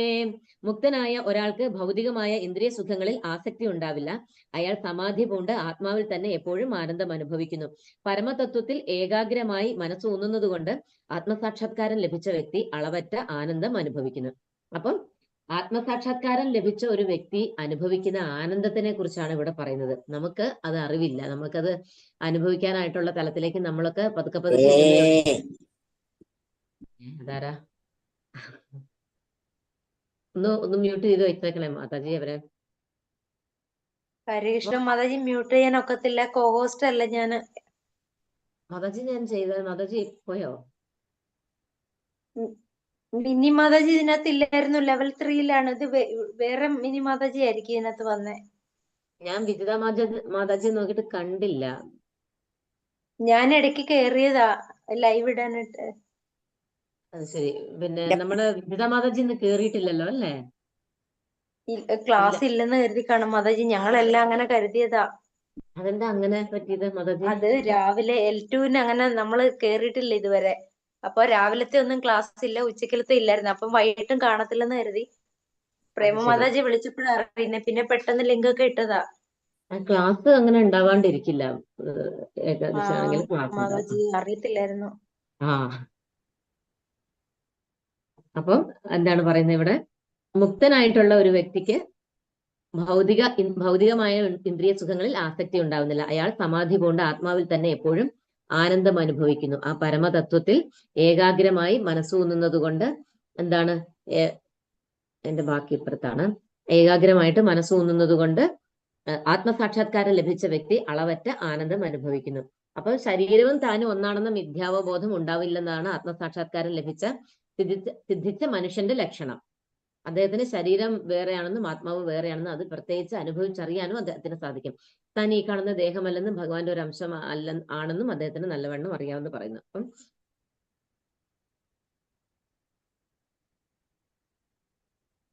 അപ്പം അതീന്ദ്രിയ പ്രേമത്തോടെ കൃഷ്ണാവബോധ സേവനത്തിൽ ഏർപ്പെടുകയാൽ കൃഷ്ണന്റെ നിത്യനൂതനമായ ആനന്ദത്തെ സാക്ഷാത്കരിക്കുന്നത് കൊണ്ട് അദ്ദേഹത്തിന് എന്താണ്, ആ ഭൗതികപരമായിട്ടുള്ള എല്ലാ വിഷയങ്ങളോടും വളരെയധികം അതിൽ നിന്ന് മാറി നിൽക്കാനായിട്ട് അദ്ദേഹത്തിന് തോന്നുന്നു. അദ്ദേഹത്തിന് അതിനകത്ത് തികച്ചും വിരക്തി വരുന്നു.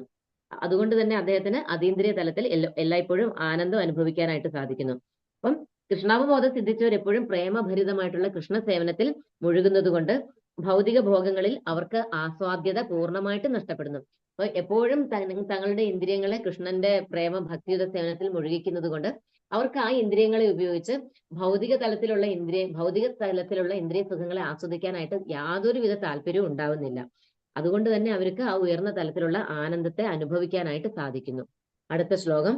ഏഹി സംസ്പൃശജ ഭോഗ ദുഃഖയോനയ ഏവതേ ആദ്യന്തവന്ത കൗന്ദേയ നതേഷു രമതേ ബുധഃ. ബുദ്ധിമാൻ ഭൗതികേന്ദ്രിയങ്ങളുമായുള്ള ബന്ധം മൂലം ഉണ്ടാകുന്ന ദുഃഖങ്ങളിൽ പങ്കുകൊള്ളാറില്ല. അല്ലയോ കുന്തിപുത്ര, ഭൗതിക സുഖങ്ങൾക്ക് ആദിയും അവസാനവും ഉള്ളതുകൊണ്ട് അവയിൽ ഒരിക്കലും ബുദ്ധിമാന്മാർ സന്തോഷം കൊള്ളുന്നില്ല. അപ്പൊ ബുദ്ധിയുള്ളവര്, കൃഷ്ണാവബോധം സിദ്ധിച്ച വ്യക്തികളുടെ കാര്യമാണ് ഇവിടെ പറയുന്നത്. ഭൗതികമായ ഇന്ദ്രിയ സുഖങ്ങൾ ഇന്ദ്രിയങ്ങളുമായുള്ള ബന്ധം കൊണ്ടാണ് ഉണ്ടാകുന്നത്. അവ ക്ഷണികമാണ്. അപ്പൊ ഇന്ദ്രിയങ്ങൾ ഉള്ളത് കൊണ്ടാണ് നമുക്ക് ഈ ഭൗതിക തലത്തിലുള്ള സുഖങ്ങളെ അന്വേഷിച്ചു പോകുന്നത്. അപ്പൊ ആ ഇന്ദ്രിയങ്ങളെ കൃഷ്ണാവബോധത്തിലേക്ക് ഉയർത്തിയെങ്കിൽ മാത്രമേ എന്താണ് നമുക്ക് അതീന്ദ്രിയ തലത്തിൽ വർത്തിക്കുവാനും നമുക്ക് അതിനോട് വിരക്തി വരുവാനും സാധിക്കുകയുള്ളൂ. അപ്പൊ യോഗികൾ പരമസത്യത്തിൽ നിന്ന് അനന്തവും ഇന്ദ്രിയാതീതവുമായ ആനന്ദം അനുഭവിക്കുന്നു. അപ്പൊ പരമസത്യത്തെ മനസ്സിലാക്കിയ യോഗികൾ അവര് അനന്തവും അനന്തം എന്താണ് ആദ്യം മധ്യ അന്തങ്ങളില്ലാത്ത അനന്തവും അതീന്ദ്രിയവുമായിട്ടുള്ള ആനന്ദം അനുഭവിക്കുന്നു. അത് നമ്മുടെ ഭൗതിക തലത്തിലുള്ള ആനന്ദവുമായിട്ട് യാതൊരു തലത്തിലും തട്ടിച്ച് വെക്കാൻ സാധിക്കില്ല. യഥാർത്ഥ യോഗികളാവട്ടെ വിജ്ഞരായ അതീന്ദ്രിയജ്ഞാനികളാവട്ടെ വിഷയസുഖങ്ങളിൽ ആസക്തരാവാറില്ല. അപ്പൊ യഥാർത്ഥത്തിലുള്ള യോഗികളും ജ്ഞാനികളും അതീന്ദ്രിയജ്ഞാനികളൊന്നും ഒരിക്കലും ഭൗതിക വിഷയസുഖങ്ങളിൽ ഒട്ടും ആസക്തരാവാറില്ല. ഭൗതിക സുഖാസക്തനാണോ അത്രയും കൂടുതൽ ഭൗതിക ക്ലേശങ്ങൾക്ക് ഇരയായി തീരും. അപ്പൊ നമുക്ക് എത്രത്തോളം ഭൗതിക വിഷയങ്ങളോട് ആസക്തിയുണ്ടോ, ഇഷ്ടമുണ്ടോ, ഓരോ കാര്യങ്ങൾ നേടാൻ ആഗ്രഹിക്കുന്നു, അത്രത്തോളം നമ്മൾ അതിലേക്ക് മുഴുകുമ്പോൾ നമുക്ക് അതിൽ നിന്ന് ദുഃഖം തന്നെയാണ് കൂടുതലും അനുഭവിക്കാൻ ഇടവരുന്നത്. ദുഃഖവും ക്ലേശവും തന്നെയായിരിക്കും നമുക്ക് അനുഭവിക്കേണ്ടി വരിക. അത് അജ്ഞരായിരിക്കുന്നതുകൊണ്ട് നമുക്കത് മനസ്സിലാക്കാനായിട്ട് സാധിക്കുന്നില്ല. അടുത്ത ശ്ലോകം 23-ാമത്തെ ശ്ലോകം. ശക്നോതിഹൈവ യത്സോഢും പ്രാക്ശരീര വിമോക്ഷണാദ് കാമക്രോധോദ്ഭവം വേഗം സയുക്ത സുഖീ നരഹ. ഈ ശരീരം ത്യജിക്കുന്നതിന് മുൻപ് ഭൗതികമായ ഇന്ദ്രിയങ്ങളുടെ ത്വരയെ ചെറുക്കുവാനും കാമക്രോധങ്ങൾ നിയന്ത്രിക്കുവാനും സാധിക്കുന്നയാൾ നല്ല നിലയിൽ വർത്തിക്കുന്നു. അയാൾ ഈ ലോകത്തിൽ സന്തോഷവാനാണ്. അപ്പൊ നമ്മള് ഈ ശരീരം ത്യജിക്കുന്നതിന് മുമ്പ് എന്താണ് ഭൗതികപരമായിട്ടുള്ള ഇന്ദ്രിയങ്ങളുടെ ആ ഒരു അറിവ് നമുക്ക് ഉണ്ടായിരിക്കണം. നമ്മൾ മരിക്കാനായി കിടന്നാലും പലർക്കും ആഗ്രഹങ്ങൾ തീരുന്നില്ല അല്ലെ. മരണക്കിടക്കയിൽ കിടന്നുകൊണ്ട് പലർക്കും പലതരത്തിലുള്ള ആഗ്രഹങ്ങളാ. എല്ലാവരും ചോദിക്കുന്നത് എന്താണ്, ഇനി എന്താണ് ആഗ്രഹം? അപ്പൊ നിസ്സാരം തൊട്ട് വലിയ വലിയ ആഗ്രഹങ്ങളൊക്കെ പറയുന്നവരുണ്ട്. പക്ഷെ അവര് മനസ്സിലാക്കുന്നില്ല, അവരുടെ ആ മരണസമയത്തുള്ള നമ്മുടെ മനോഭാവം എന്താണോ അതിനനുസരിച്ചിട്ടുള്ള ഒരു ജന്മമാണ് പിന്നീട് നമുക്ക് കിട്ടുന്നത്. വളരെ അപകടകരമായിട്ടുള്ള ഒരു അവസ്ഥ. അത് ശ്രദ്ധിച്ചില്ലെങ്കിൽ നമ്മൾ പിന്നീട് ഏത് അവസ്ഥയിലേക്കാണ് പോകുന്നത് നമുക്ക് പറയാൻ പറ്റില്ല. പിന്നീട് ഈ ഒരു മനുഷ്യജന്മം കിട്ടിക്കൊള്ളണമെന്ന് യാതൊരു നിർബന്ധവും ഇല്ല. നമ്മൾ എന്താണോ ചിന്തിച്ചു വെച്ചിരിക്കുന്നത് അതിനനുസരിച്ചിട്ടുള്ള ആ ഒരു അവബോധമായിരിക്കും അടുത്ത ജന്മം. അതുകൊണ്ട് വളരെ ഏറെ ശ്രദ്ധയോടെ ഇരിക്കേണ്ട ഒരു അവസ്ഥയാണ് മരണം എന്ന് പറയുന്നത്. ആ മരണസമയത്ത് നമുക്ക് ഭഗവാനെ സ്മരിച്ചിട്ട് മരിക്കാൻ സാധിക്കുന്നത് തന്നെയാണ് ഏറ്റവും വലുത് ഒരു ജന്മത്തിന്റെ പുണ്യം എന്ന് പറയുന്നത്. അതിനു വേണ്ടിയിട്ടാണ് നമുക്ക് ഈ മനുഷ്യജന്മം കിട്ടിയിരിക്കുന്നത് തന്നെ. എന്തിനാണ് നമ്മൾ എന്തിനാണ് ഈ ശ്രവണവും കീർത്തനവും സ്മരണവും ഒക്കെ പരിശീലിക്കുന്നത്? എന്തിനാണ്? ഏത് പരീക്ഷണത്തിന് വേണ്ടിയിട്ട്? നമ്മൾ ജീവിതത്തിൽ ഒത്തിരി പരീക്ഷണങ്ങളും ഒക്കെ നേരിട്ടുകൊണ്ടും ഇരിക്കുന്നു. എന്നാൽ ഏറ്റവും വലിയ പരീക്ഷണം എന്ന് പറയുന്നത് ഏതാണെന്ന് അറിയാമോ? മരണമാണ്. നമ്മൾ ഈ പോയ ജന്മങ്ങളിലൊക്കെ നമ്മൾ ആ പരീക്ഷണത്തെ അഭിമുഖീകരിച്ച് നമ്മൾ തോറ്റുപോയി. അമ്പേ പരാജയപ്പെട്ടു പോയതുകൊണ്ടാണ് നമ്മൾ ഇപ്പോഴും ഇവിടെ ഇങ്ങനെ ഇരിക്കുന്നത്. പക്ഷെ എന്തോ സുഹൃതം ചെയ്തതുകൊണ്ട് നമുക്ക് ഭഗവാനെ കുറിച്ച് അറിയാൻ സാധിച്ചു. അപ്പൊ ആ മരണസമയത്ത് ഭഗവാനെ സ്മരിക്കുവാൻ വേണ്ടിയിട്ടാണ് നമ്മുടെ ജീവിതത്തിൽ ഇങ്ങനെ കൃഷ്ണാവബോധം പരിശീലിക്കുന്നത്. നിരന്തരം ഭഗവാനെ സ്മരിച്ച് ശീലിച്ചെങ്കിൽ മാത്രമേ നമുക്ക് ആ മരണസമയത്ത് ഭഗവാനെ സ്മരിക്കുവാനുള്ള ആ ഒരു പ്രാപ്തി കൈവരിക്കാൻ സാധിക്കുകയുള്ളൂ. അപ്പൊ മരണസമയത്ത് നമ്മുടെ ശരീരത്തിന്റെ അവസ്ഥ എന്ന് പറയുന്നത് വളരെ വേദനാജനകമായിരിക്കാം. പക്ഷെ ഭഗവാനെ സ്മരിക്കുകയും ഭഗവാന് വേണ്ടി ഇന്ദ്രിയങ്ങളെ സമർപ്പിക്കുകയും ചെയ്ത വ്യക്തികൾക്ക് അത്ര വേദനാജനകമായിരിക്കില്ല. അവർക്ക് വളരെ അവർക്ക് ആ ജീവൻ പോകുന്നത് പോലും അറിയില്ല. അത്രയും ഈസി ആയിട്ട് അവരുടെ ജീവൻ പോകും. പക്ഷെ ഭൗതിക വിഷയങ്ങളിൽ ആസക്തരായിട്ട് ഭൗതിക വിഷയങ്ങളിൽ മോഹിക്കപ്പെട്ട് അജ്ഞരായിട്ട് മരിക്കുന്നവർക്ക് ജീവൻ പോകാനും അവർക്ക് ആ മരണവെപ്രാളവും വിഷമവും പ്രയാസവും ഒക്കെ വളരെ കൂടുതലായിരിക്കും. എന്നാൽ ഭഗവാന്റെ കാരുണ്യം ലഭിച്ച ഭക്തന്മാർക്ക് അത്ര ഒട്ടും ബുദ്ധിമുട്ടുണ്ടാവില്ല. കാരണം അവർ ആ സമയത്തും ശരീരത്തിന്റെ ഉറപ്പായിട്ടും ശരീരത്തിൽ നിന്ന് ജീവൻ വിട്ടുപോകുമ്പോൾ നമുക്കൊരു വേദനയും വെപ്രാളവും പ്രയാസവും ഒക്കെ തീർച്ചയായിട്ടും നമ്മൾ അനുഭവിച്ചേ മതിയാകും. എന്നാൽ പോലും ഭഗവാന്റെ കാരുണ്യം കൊണ്ട് ആ ഒരു സമയത്ത് നമുക്ക് ഭഗവാനെ സ്മരിക്കുവാനും നാമം ജപിച്ചുകൊണ്ട് ഭഗവാനെ സ്മരിച്ചുകൊണ്ട് ദേഹം ത്യജിക്കുവാനും കഴിയും. അപ്പം ഈ ശരീരം അതുകൊണ്ടാണ് പറയുന്നത്, ഈ ശരീരം ത്യജിക്കുന്നതിന് മുമ്പ് നമുക്കൊരു ജന്മം കിട്ടിയിട്ട് ആ ശരീരത്തിൽ എപ്പോഴാണ് നമുക്ക് മരണം വരിക എന്ന് പറയാൻ പറ്റില്ല. അപ്പം അത് ത്യജിക്കുന്നതിന് മുമ്പ് ഭൗതികമായിട്ടുള്ള ഇന്ദ്രിയങ്ങളുടെ ആസക്തിയിൽ നിന്ന് നമ്മുടെ ഇന്ദ്രിയങ്ങളെ നിയന്ത്രിക്കാൻ പഠിച്ചിരിക്കണം, നമ്മൾ മനസ്സിലാക്കിയിരിക്കണം, ആ ഒരു അറിവ് നേടിയിരിക്കണം. അപ്പം എങ്കിൽ മാത്രമേ നമുക്ക് നമ്മുടെ ഇന്ദ്രിയങ്ങളിൽ കൂടി പലതരത്തിലുള്ള കാമങ്ങൾ, ആഗ്രഹങ്ങൾ, മോഹങ്ങൾ ഇങ്ങനെ നിരന്തരം ഇങ്ങനെ ഒഴുകി വന്നുകൊണ്ടേയിരിക്കുകയാണ്. അപ്പൊ അതിനെ ഇങ്ങനെ ഭഗവാനിലേക്ക് തിരിച്ചു വിട്ടെങ്കിൽ മാത്രമേ പൂർണ്ണമായിട്ട് അതിനെ നിയന്ത്രിക്കാൻ സാധിക്കുകയുള്ളൂ എന്ന് നമ്മൾ മുന്നേ മനസ്സിലാക്കി. അപ്പം അങ്ങനെ ആ കാമക്രോധങ്ങളെ നിയന്ത്രിക്കാൻ സാധിക്കുന്നയാൾ നല്ല സ്ഥിതിയിൽ വർത്തിക്കുന്നു. അയാൾ ഈ ലോകത്തിൽ സന്തോഷവാനാണ്. അപ്പം നമുക്ക് ഈ ജീവിച്ചിരിക്കുമ്പോൾ ഈ ജന്മം തീരുന്നതിന് മുമ്പ് തന്നെ, ശരീരം ത്യജിക്കുന്നതിന് മുമ്പ് തന്നെ നമ്മൾ ഇന്ദ്രിയങ്ങളെ നിയന്ത്രിക്കുവാനാണ് ആദ്യം പഠിക്കേണ്ടത്. എങ്കിൽ മാത്രമേ നമുക്ക് ആത്മസാക്ഷാത്കാരത്തിലേക്ക് മുന്നേറാനായിട്ട് സാധിക്കുകയുള്ളൂ. അല്ലാതെ സാധിക്കില്ല. കാരണം എന്താണ്? ഇന്ദ്രിയങ്ങൾ അത്രയും ബലമുള്ളതാണ്, മനസ്സത്രയും പ്രഭാവശാലിയാണ്, ബലമുള്ളതാണ്. അപ്പം മനസ്സ് ഏത് നിമിഷം വേണമെങ്കിലും വീണ്ടും അധോദിച്ചു പോകാം, ഭൗതിക വിഷയങ്ങളിലേക്ക് കുടുങ്ങിപ്പോകാം, പിന്നെ തിരിച്ചു വരിക വളരെ ബുദ്ധിമുട്ടാണ്. അപ്പൊ നമ്മൾ കഷ്ടപ്പെട്ട് സാധനയൊക്കെ ചെയ്ത് മുന്നേറി കഴിഞ്ഞ് വീണ്ടും ഏതെങ്കിലും ഒരു സാഹചര്യത്തിൽ എന്തിനെങ്കിലുമൊക്കെ ഒരു ആസക്തി തോന്നിക്കഴിഞ്ഞാൽ വീണ്ടും നമുക്ക് അധവദിക്കേണ്ട ഒരു സാഹചര്യം വരും. അപ്പം അങ്ങനെ വരാതിരിക്കണമെങ്കിൽ നമ്മൾ എപ്പോഴും ഭഗവാനിലേക്ക് നമ്മൾ മുഴുകിക്കൊണ്ടിരിക്കണം.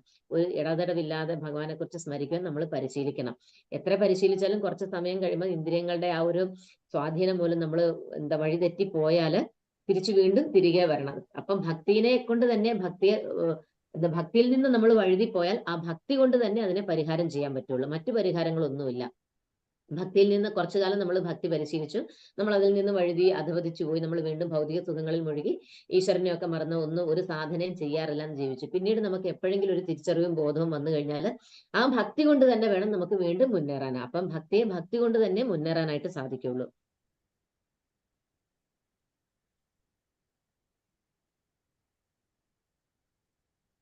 ഇപ്പൊ എടുത്ത ശ്ലോകം 24 അല്ലേ ഹരേ കൃഷ്ണ? അതെ അതെ മാതാജി. 25ാമത്തെ ശ്ലോകം. ലഭന്തെ ബ്രഹ്മ നിർവാണം ഋഷയക്ഷീണ കൽമഷം ഛിന്നദ്വൈധായതാത്മാന സർവഭൂതഹിതേരതാഹ. സംശയങ്ങളിൽ നിന്ന് ഉത്ഭവിക്കുന്ന ദ്വന്ദ്ങ്ങൾക്ക് അതീതരായവരും മനസ്സ് തന്നിൽ തന്നെ വ്യാപരിക്കുന്നവരും എപ്പോഴും സകല ജീവജാലങ്ങളുടെയും ക്ഷേമ ഐശ്വര്യ പ്രവർത്തനങ്ങളിൽ തിരക്കിട്ട് പ്രവർത്തിച്ചുകൊണ്ടിരിക്കുന്നവരും സർവ്വപാപങ്ങളിൽ നിന്നും മോചനം നേടിയവരുമായിട്ടുള്ളവർ ബ്രഹ്മനിർവാണം പോകുന്നു. അപ്പൊ എങ്ങനെയുള്ളവരാണ് ബ്രഹ്മനിർവാണം പോകുന്നതെന്ന് ഇവിടെ പറയുകയാണ്. അപ്പം തികഞ്ഞ കൃഷ്ണാവബോധമുള്ളവർക്കേ സർവ്വ ജീവജാലങ്ങളുടെയും ക്ഷേമം ഉദ്ദേശിച്ച് പ്രവർത്തിക്കാൻ സാധിക്കും. അപ്പം കൃഷ്ണാവബോധമുള്ള ഒരു വ്യക്തി എപ്പോഴും മറ്റ് ജീവജാലങ്ങൾക്ക് വേണ്ടിയിട്ട് അവരെയും ഈശ്വരനെ കുറിച്ച് പറഞ്ഞു കൊടുത്ത് അവരോട് കനിവുണ്ട്. ഒരു കൃഷ്ണഭക്തൻ എപ്പോഴും മറ്റുള്ള ജീവജാലങ്ങളോട് എപ്പോഴും കാരുണ്യമുണ്ട്. കാരണം എന്താണ്? അവർ ഈ ഭൗതിക ലോകത്ത് കിടന്ന് കഷ്ടപ്പെടുന്നു. അവർ വീണ്ടും വീണ്ടും ജനന മരണ ചക്രത്തിൽപ്പെട്ട് ഒഴുകുകയാണ്. അപ്പൊ അവരെ ഇവിടുന്ന് രക്ഷിക്കണം. അവർക്ക് ഇനിയും ജനിക്കാനുള്ള ഒരു അവസരം ഉണ്ടാക്കരുത്. അവർക്ക് അതിനുള്ള ജ്ഞാനം പകർന്നു കൊടുക്കണം എന്നുള്ള ഒരു കാരുണ്യത്തോടു കൂടിയാണ് കൃഷ്ണാവബോധസ്ഥിതനായിട്ടുള്ള ആ ഒരു വ്യക്തി എല്ലാ ജീവജാലങ്ങളെയും കാണുന്നത്. അപ്പൊ അതിനു വേണ്ടിയിട്ട് അങ്ങനെയുള്ള വ്യക്തികളോട് നമ്മൾ നേരിട്ട് ഇന്ന് നിങ്ങൾ നാമം ജപിക്കണം, നിങ്ങൾ ഇന്ന് തൊട്ട് മത്സ്യമാംസമൊക്കെ വർജിക്കുക, അങ്ങനെയൊന്നും പറഞ്ഞു കൊടുത്താലൊന്നും എല്ലാവർക്കും പെട്ടെന്ന് സ്വീകരിക്കാനോ ഉൾക്കൊള്ളാനോ പറ്റില്ല. കാരണം അവരതുവരെ ജീവിച്ചു വന്നൊരു സംസ്കാരമുണ്ട്, ഒരു ഒരു രീതിയും ഒക്കെ ഉണ്ട്, അവരുടെ സ്വഭാവ രീതികളൊക്കെ ഉണ്ട്, അതിൽ നിന്ന് വിശ്വാസങ്ങളൊക്കെ ഉണ്ട്. അപ്പൊ അതിൽ നിന്ന് പെട്ടെന്ന് വ്യതിചലിക്കാനോ മനസ്സ് മാറ്റാനോ ഒന്നും അവർക്ക് സാധിക്കില്ല. അല്ലെങ്കിൽ ചിലര് തയ്യാറാവില്ല. ചിലര് പറയുമ്പോഴേ മനസ്സിലാക്കുക ഉൾക്കൊള്ളുകയും ചെയ്യുന്ന, മറ്റു ചിലർക്ക് അത് ഉൾക്കൊള്ളാനൊന്നും സാധിക്കില്ല. അപ്പൊ അങ്ങനെയൊക്കെ ഉള്ളവരെ ഭഗവാന്റെ പ്രസാദം കൊടുത്തും കുറേശ്ശെ ഭഗവാനെ കുറിച്ച് പറഞ്ഞു കൊടുത്തും നാമം ജപിക്കാനൊക്കെ പറഞ്ഞു കൊടുത്തും അങ്ങനെ പതിയെ പതിയെ വേണം നമ്മൾ അവരേക്ക് കൊണ്ടുവരാൻ. അപ്പൊ അവർക്ക് വേണ്ടിയിട്ട് അവർക്ക് വേണ്ടിയിട്ടുള്ള എല്ലാ സഹായങ്ങളും ചെയ്തു കൊടുത്തുകൊണ്ടും ഒക്കെ വേണം നമ്മൾ പതിയെ ആ ഒരു ഈശ്വരാവബോധത്തിലേക്ക് അവരെ കൊണ്ടുവരാൻ. അവർക്ക് എന്തൊക്കെ ബുദ്ധിമുട്ടുകളുണ്ട്, അവര് ഭൗതികപരമായിട്ട് എന്തെങ്കിലുമൊക്കെ പ്രതിസന്ധി, സാമ്പത്തിക പ്രതിസന്ധി അല്ലെങ്കിൽ മറ്റു പല ഏത് തരത്തിലുള്ള വിഷമമാണെങ്കിൽ അതിലൊക്കെ അവരെ സഹായിച്ചുകൊണ്ട് വേണം നമുക്ക് പതുക്കെ ആ ഈശ്വരാവബോധത്തിലേക്ക് അവരെ കൊണ്ടുവരാനായിട്ട്. അപ്പം അതുകൊണ്ട് തന്നെ കൃഷ്ണാവബോധം ഉദിച്ചൊരു വ്യക്തി ജീവജാലങ്ങളുടെ ഒക്കെ ക്ഷേമം ഉദ്ദേശിച്ചുകൊണ്ട് പ്രവർത്തിക്കാൻ സാധിക്കുന്നുള്ളൂ. അപ്പൊ കൃഷ്ണാവബോധമുള്ളവർക്കേ അത് സാധിക്കുകയുള്ളൂ. അപ്പൊ കൃഷ്ണനാണ് എല്ലാറ്റിന്റെ ഉറവിടമെന്ന് അറിയുന്ന ഒരാൾ ആ ബോധത്തോടെ പ്രവർത്തിക്കുമ്പോൾ അത് ലോകക്ഷേമത്തിനായിട്ട് തീരും. പരമ ആസ്വാദകനും പരമാധികാരിയും പരമസുഹൃത്തും കൃഷ്ണനാണെന്ന സത്യം വിസ്മരിക്കുന്നത് കൊണ്ടാണ് മനുഷ്യവർഗത്തിന് ക്ലേശങ്ങൾ അനുഭവിക്കേണ്ടി വരുന്നത്. അപ്പം എല്ലാം ആസ്വദിക്കുന്നതിന്റെ എല്ലാത്തിന്റെയും പരമാധികാരിയും ഭഗവാനാണ്. അതുകൊണ്ടാണ് നമുക്കൊന്നും നമുക്ക് ആസ്വദിക്കാനുള്ള സ്വാതന്ത്ര്യം ഭഗവാൻ തന്നിട്ടുണ്ട്. പക്ഷെ ആസ്വദിക്കുമ്പോൾ ഉള്ള ഭവിഷ്യത്ത് എന്താണ്? നമ്മൾ വീണ്ടും വീണ്ടും ഇവിടെ തന്നെ ഈ ഭൗതിക ലോകത്ത് തന്നെ കഴിഞ്ഞുകൂടേണ്ടി വരും. പക്ഷെ ആ ആസ്വാദനം നമ്മുടെ ഇന്ദ്രിയങ്ങളെ ആസ്വദിക്കുന്ന ആ രീതി ഭഗവാനായിട്ട് പൂർണ്ണമായിട്ട് അങ്ങ് വിട്ടുകൊടുത്തു കഴിഞ്ഞാൽ, ഞാനൊന്നും ആസ്വദിക്കുന്നില്ല, എന്നെ ഏൽപ്പിച്ച കർമ്മം നിറവേറ്റുന്നു, എന്റെ നിയത കർമ്മം നിറവേറ്റുന്നു, അതിന്റെ ഫലമൊക്കെ ഭഗവാന് തന്നെ ഞാൻ സമർപ്പിക്കുന്നു എന്ന അനുഭവത്തോടു കൂടി അങ്ങനെ ചെയ്യാൻ പരിശീലിച്ചു കഴിയുമ്പോൾ അത് നമുക്ക് അജ്ഞാനമായിട്ട് ഭവിക്കുന്നു. അല്ലെങ്കിൽ എന്താണ്? എല്ലാം ആസ്വദിക്കേണ്ടവൻ ഈശ്വരനാണെന്നും ഈശ്വരനാണ് എല്ലാത്തിന്റെയും പരമാധികാരി എന്നും എല്ലാവരുടെയും പരമസുഹൃത്തായിട്ട് ഭഗവാൻ കൂടെ ഉണ്ടെന്നും നമ്മൾ ആ ഒരു അറിവില്ലാത്തത് കൊണ്ടാണ് നമ്മൾ ഈ ഭൗതിക ക്ലേശങ്ങളിൽ വെട്ടുപോകുന്നത്. അപ്പൊ ഈയൊക്കെ അറിവ് വന്നു കഴിഞ്ഞാൽ ഒരിക്കലും നമ്മൾ ആ ഭൗതിക വിഷയങ്ങളിലൂടെ കൂടുതൽ ആസക്തി പുലർത്തില്ല, ഭഗവാനോടായിരിക്കും ആസക്തി പുലർത്തുന്നത്. അപ്പം നമുക്ക് ഒരിക്കലും ആ ക്ലേശങ്ങൾ കൂടുതലായിട്ട് നമുക്ക് ഒരിക്കലും അനുഭവിക്കേണ്ടി വരുന്നില്ല. അപ്പം മനുഷ്യരിൽ ഈ ബോധം വീണ്ടും ഉണർത്താൻ വേണ്ടിയുള്ള പ്രവർത്തനമായിരിക്കും സർവോത്തമമായിട്ടുള്ള ജനസേവനം. അപ്പം നമ്മൾ സാധാരണ മനുഷ്യ സേവനത്തിനെ കഴിഞ്ഞും ഏറ്റവും ഉയർന്ന സേവനം എന്ന് പറയുന്നത് എന്താണ്? ആ കൃഷ്ണാവബോധം ഉണർത്താൻ വേണ്ടിയിട്ടുള്ള സേവനം ചെയ്യുക എന്നുള്ളതാണ് എല്ലാ ജീവജാലങ്ങളോടും കാണിക്കാവുന്ന ഏറ്റവും വലിയ കാരുണ്യം എന്ന് പറയുന്നത്. കാരണം എന്താണ്? അവർക്കറിയില്ല അവർക്ക് ഇനി വീണ്ടും വീണ്ടും ജന്മങ്ങൾ ഉണ്ടെന്നുള്ളത്. അപ്പം ആ ജനന മരണ ചക്രത്തിൽ നിന്ന് അവരെ രക്ഷിക്കുക, അവരുടെ ആത്മാവിനെ കുറിച്ച് മനസ്സിലാക്കി കൊടുക്കുക, ആ ശരീരബോധത്തിൽ നിന്ന് ഉയരാനുള്ള ജ്ഞാനം പകർന്നു കൊടുക്കുക എന്നുള്ളതാണ് ഏറ്റവും വലിയ ജനസേവനം എന്ന് ഈ ശ്ലോകത്തിലൂടെ പറയുന്നു. അപ്പം എന്താണ് പരമമുക്തി നേടാതെ ഒരാൾക്ക് ഉത്തമമായ ജനക്ഷേമ പ്രവർത്തനം ചെയ്യാനാവില്ല. അതായത് കൃഷ്ണാവബോധം ഉദിക്കാതെ ഒരിക്കലും ഇത്തരത്തിലുള്ള ബോധത്തോടു കൂടിയുള്ള ഒരു സേവനം ചെയ്യാനായിട്ട് സാധിക്കില്ല. അപ്പൊ കൃഷ്ണാവബോധമുള്ളവർക്ക് കൃഷ്ണന്റെ പരമാധികാരത്തെ പറ്റി ഒരു സംശയമില്ല. എന്താണ്, ഭഗവാൻ തന്നെയാണ് പരമപ്രഭു എന്നും പരമ ദിവ്യോത്തമ പുരുഷനെന്നും സർവ്വതിന്റെ അധികാരി ഭഗവാനാണെന്നും എല്ലാ ജീവജാലങ്ങളുടെ, എല്ലാ ദേവന്മാരുടെ, എല്ലാ ഋഷിമാരുടെയും എല്ലാ ബ്രഹ്മാണ്ടങ്ങളുടെയും പരമാധികാരി ഭഗവാനാണെന്നും ഒരു ഭക്തനും വളരെ വ്യക്തമായിട്ട് തന്നെ അറിയാം. അതുകൊണ്ട് തന്നെ ഭക്തൻ എന്താണ്, എല്ലാ പാപങ്ങളിൽ നിന്നും മുക്തനാണ്. അദ്ദേഹത്തിന്റെ കർമ്മങ്ങളൊക്കെ തികച്ചും അതീന്ദ്രിയമാണ്.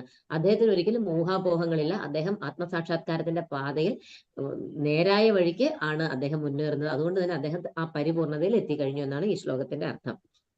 അടുത്തത് 26-ാമത്തെ ശ്ലോകം.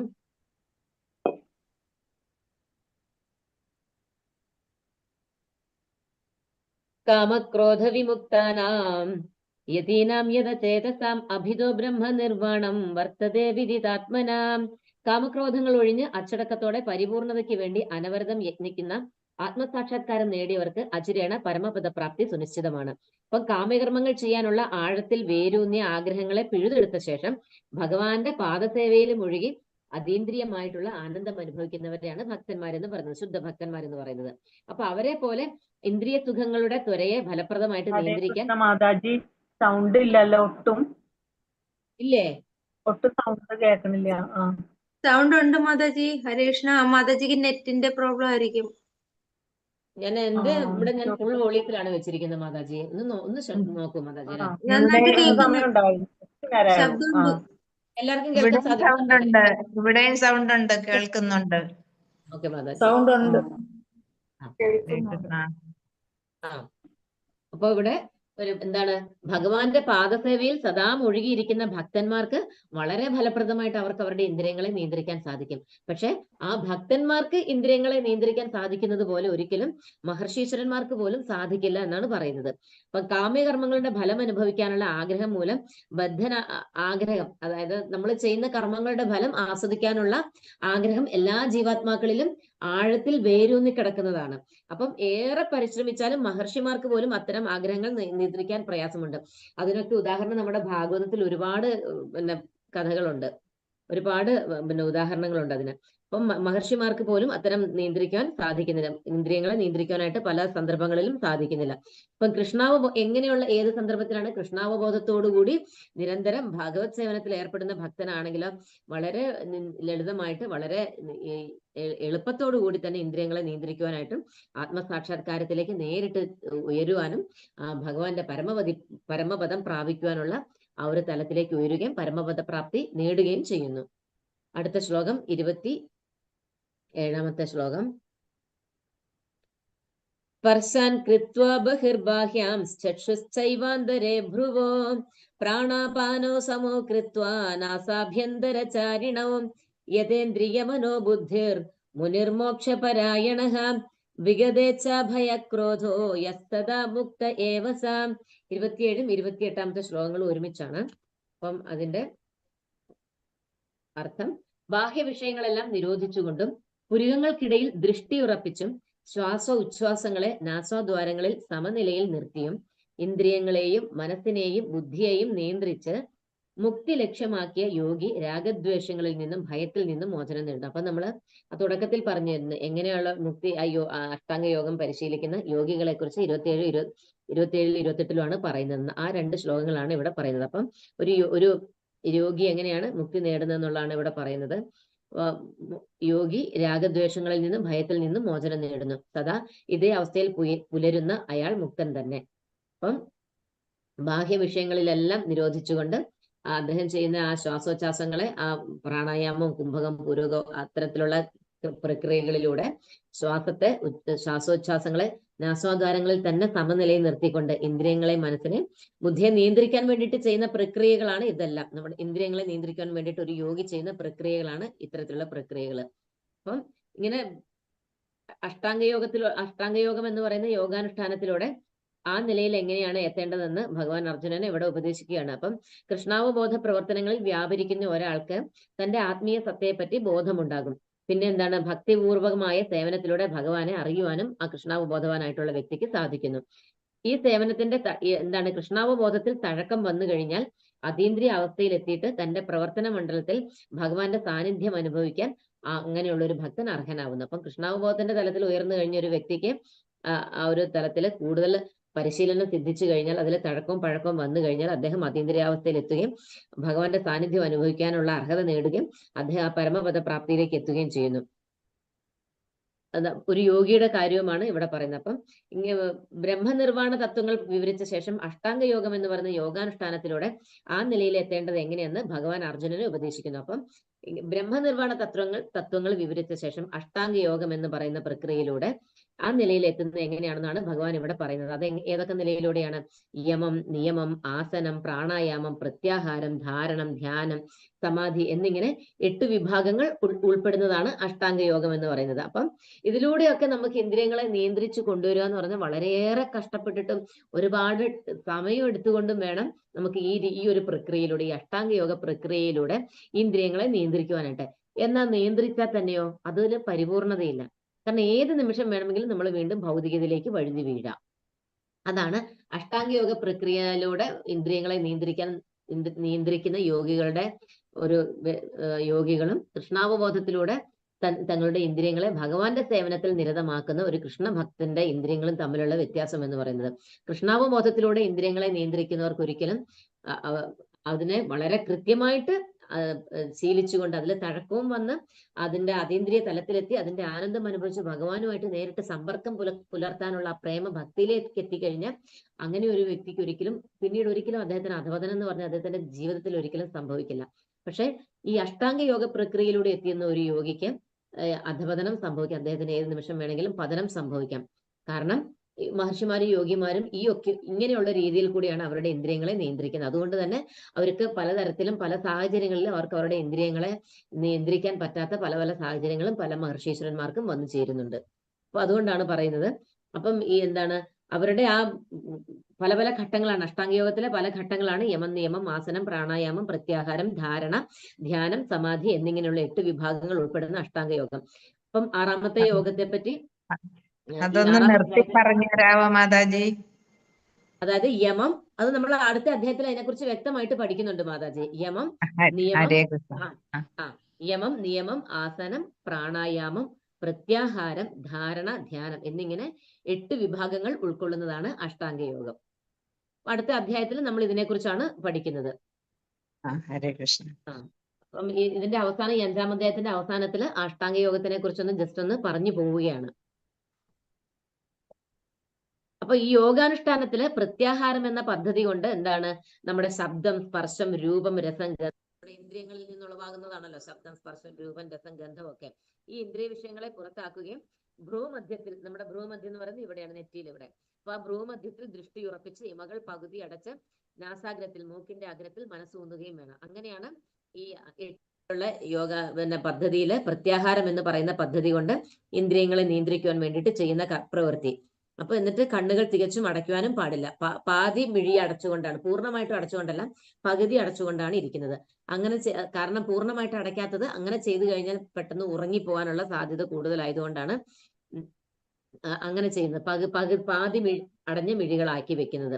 പൂർണ്ണമായിട്ട് തുറന്നു വെച്ചാലോ ബാഹ്യമായിട്ടുള്ള ബന്ധം ഉണ്ടാകും. അപ്പൊ പല തരത്തിലുള്ള കാഴ്ചകൾ കാണുകയും അതിലേക്ക് ഇന്ദ്രിയങ്ങൾ വശപ്പെട്ടു പോവുകയും ആ അഷ്ടാംഗ യോഗ പ്രക്രിയയിൽ മുന്നേറാനായിട്ട് സാധിക്കാതെ വരികയും ചെയ്യും. അപ്പൊ ഒരു യോഗി പൂർണ്ണമായിട്ട് കണ്ണടക്കില്ല, പൂർണ്ണമായിട്ട് കണ്ണു തുറന്നും വെക്കില്ല, പാതി അടഞ്ഞ മിഴിയോടുകൂടിയാണ് അദ്ദേഹം ആ ധ്യാന പ്രക്രിയയിൽ മുന്നേറുന്നത്.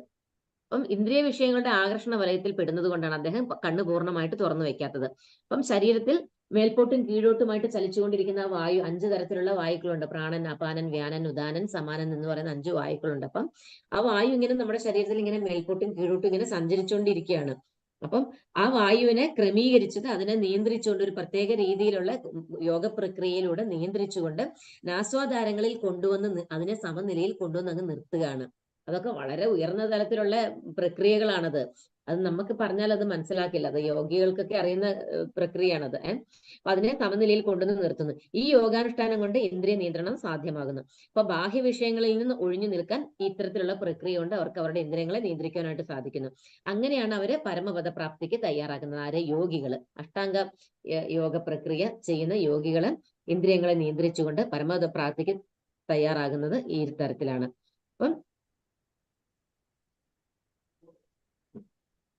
അപ്പൊ എന്താണ് ഈ ക്രോധ ഭയ ദ്വേഗങ്ങളിൽ നിന്ന് മോചനം നേടുവാനും അതീന്ദ്രിയ അവസ്ഥയിൽ പരമാത്മാവിന്റെ സാന്നിധ്യം അനുഭവിക്കാനും സഹായിക്കുന്നതാണ് ഈ യോഗചര്യ. അപ്പം ഈ യോഗചര്യയിലൂടെ അതീന്ദ്രിയ അവസ്ഥയിലേക്ക് മുന്നേറുമ്പം ഭഗവാനിലേക്ക് എത്താനുള്ള അറിവും കൂടെ കിട്ടുമ്പോഴേ അതിനകത്ത് പരിപൂർണത വരുന്നുള്ളൂ. ഭഗവാനെ കുറിച്ച് അറിയാൻ സാധിച്ചില്ലെങ്കിൽ, അല്ലെങ്കിൽ ഇന്ദ്രിയങ്ങളെ ഭഗവാനിലേക്ക് സമർപ്പിക്കാൻ സാധിച്ചില്ലെങ്കിൽ ആ യോഗത്തിന് പരിപൂർണതയില്ല. കാരണം അവര് പെട്ടെന്ന് അധപതിക്കാനുള്ള സാധ്യതയും കൂടുതലാണെന്നുള്ളതാണ് ഇതിനകത്തുനിന്ന് മനസ്സിലാവുന്നത്. അപ്പൊ യോഗ സിദ്ധാന്തങ്ങളെ പ്രവൃത്തിയിൽ വരുത്താൻ ഏറ്റവും എളുപ്പമുള്ള വഴി കൃഷ്ണാവബോധത്തിന്. അപ്പം ഈ അഷ്ടാംഗ പ്രക്രിയ കൊണ്ട് നമുക്ക് പതനം സംഭവിക്കാനുള്ള സാധ്യതയുണ്ട്. അതിന് കാലതാമസം ഏറെ എടുക്കും. അങ്ങനെയുള്ള വളരെ കഷ്ടപ്പെട്ട് ഒരുപാട് ജന്മങ്ങൾ എടുത്തിട്ട് വേണം നമുക്ക് ഇന്ദ്രിയങ്ങളെ ഈ യോഗ പ്രക്രിയയിലൂടെ ഇന്ദ്രിയങ്ങളെ നിയന്ത്രിച്ച് കൊണ്ടുവരാനായിട്ട്. പക്ഷെ ഒരു ജന്മത്തിൽ തന്നെ കൃഷ്ണാവബോധത്തിൽ വളരെ കൃത്യമായിട്ട് പരിശീലിച്ച് ഉയർന്നു വന്നു കഴിഞ്ഞാൽ നമ്മുടെ ഇന്ദ്രിയങ്ങളെ ഭഗവത് സേവനത്തിലൂടെ തന്നെ നമുക്ക് നിയന്ത്രിക്കാനായിട്ട് എളുപ്പ വഴിയിലൂടെ സാധിക്കും. അപ്പം ഭഗവാനിലൂടെ ഇന്ദ്രിയങ്ങളെ വ്യാപരിപ്പിക്കുന്നതുകൊണ്ട് നമുക്ക് ഒരിക്കലും അപകട സാധ്യത ഉണ്ടാവില്ല. മറ്റ് യോഗ പ്രക്രിയയിലൂടെ ആണെങ്കിൽ നമുക്ക് ഒരു പരിധിവരെയൊക്കെ നിയന്ത്രിക്കാൻ സാധിക്കുമെങ്കിൽ നമുക്ക് അപകടം സംഭവിക്കാനുള്ള സാധ്യതയുണ്ട് എന്ന് പറയാണ്. അപ്പം കൃഷ്ണാവബോധം അഥവാ ഭക്തിയോഗം എന്ന് പറയുന്നത് എന്തുകൊണ്ടും അഷ്ടാംഗ യോഗ പ്രക്രിയകളെക്കാൾ വളരെ ശ്രേഷ്ഠമാണ് കൃഷ്ണാവബോധം അഥവാ ഭക്തിയോഗം എന്ന് പറയുന്ന പ്രക്രിയ എന്ന് ഈ ശ്ലോകത്തിന്റെ അർത്ഥം. ഇനി അവസാനത്തെ ശ്ലോകമാണ്. ഭോക്താരം യജ്ഞതപസാം സർവലോക മഹേശ്വരം സുഹൃദം സർവഭൂതാനാം ജ്ഞാത്വാ മാം ശാന്തി മൃച്ഛതി. ഈ അധ്യായത്തിലെ ഏറ്റവും പ്രധാനപ്പെട്ട ഒരു ശ്ലോകമാണ്. മൊത്തം ഭഗവത്ഗീതയിലെ ശാന്തി ശ്ലോകം ഏതാണെന്ന് ചോദിച്ചു കഴിഞ്ഞാൽ 5-ാം അധ്യായത്തിലെ 29-ാമത്തെ ശ്ലോകമാണ്. ശാന്തി, എല്ലാ ഭൗതിക ക്ലേശങ്ങളും ഒഴിഞ്ഞ് ശാന്തി എങ്ങനെയാണ് നേടുന്നത്, ശാന്തി എങ്ങനെ നേടാൻ സാധിക്കുമെന്ന് പറയുന്ന ശ്ലോകമാണ് ഇവിടെ പറയുന്നത്. അപ്പം യജ്ഞങ്ങളുടെയും തപസ്സുകളുടെയും ഭോക്താവും ദേവന്മാരുടെയും സർവ്വലോകങ്ങളുടെയും അധിപനും എല്ലാ ജീവികളുടെയും സുഹൃത്തും അഭ്യുദയകാംക്ഷിയുമാണ് ഞാനെന്ന് മനസ്സിലാക്കിയ തികഞ്ഞ കൃഷ്ണാവബോധമുള്ള വ്യക്തി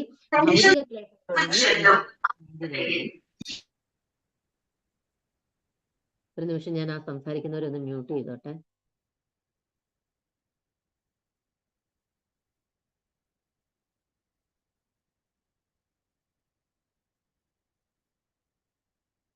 അപ്പം ഭഗവാനെ കുറിച്ച് ജ്ഞാനം നേടിയ വ്യക്തിയാണ് ഭൗതിക ക്ലേശങ്ങൾ ഒഴിഞ്ഞ് ശാന്തി നേടുന്നത്. എങ്ങനെയാണ് ഭഗവാനെ കുറിച്ച് അറിവ് നേടുന്നത്? ഏതൊക്കെ അറിവുകളാണ്? എല്ലാ യജ്ഞങ്ങളുടെയും തപസ്സുകളുടെയും ഭോക്താവും ഭഗവാനാണെന്നും എല്ലാ ദേവന്മാരുടെയും സർവ്വലോകങ്ങളുടെയും സർവ്വബ്രഹ്മാണ്ടങ്ങളുടെയും അധിപനും എല്ലാ ജീവികളുടെയും സുഹൃത്ത്. എങ്ങനെയാ ഭഗവാൻ സുഹൃത്തായിട്ടിരിക്കുന്നത്? എല്ലാ ജീവികളുടെയും സുഹൃത്തായിട്ടിരിക്കുന്നത് എങ്ങനെയാ? ആർക്കറിയാ? ഒന്ന് പറയാമോ? ഹരേ കൃഷ്ണ.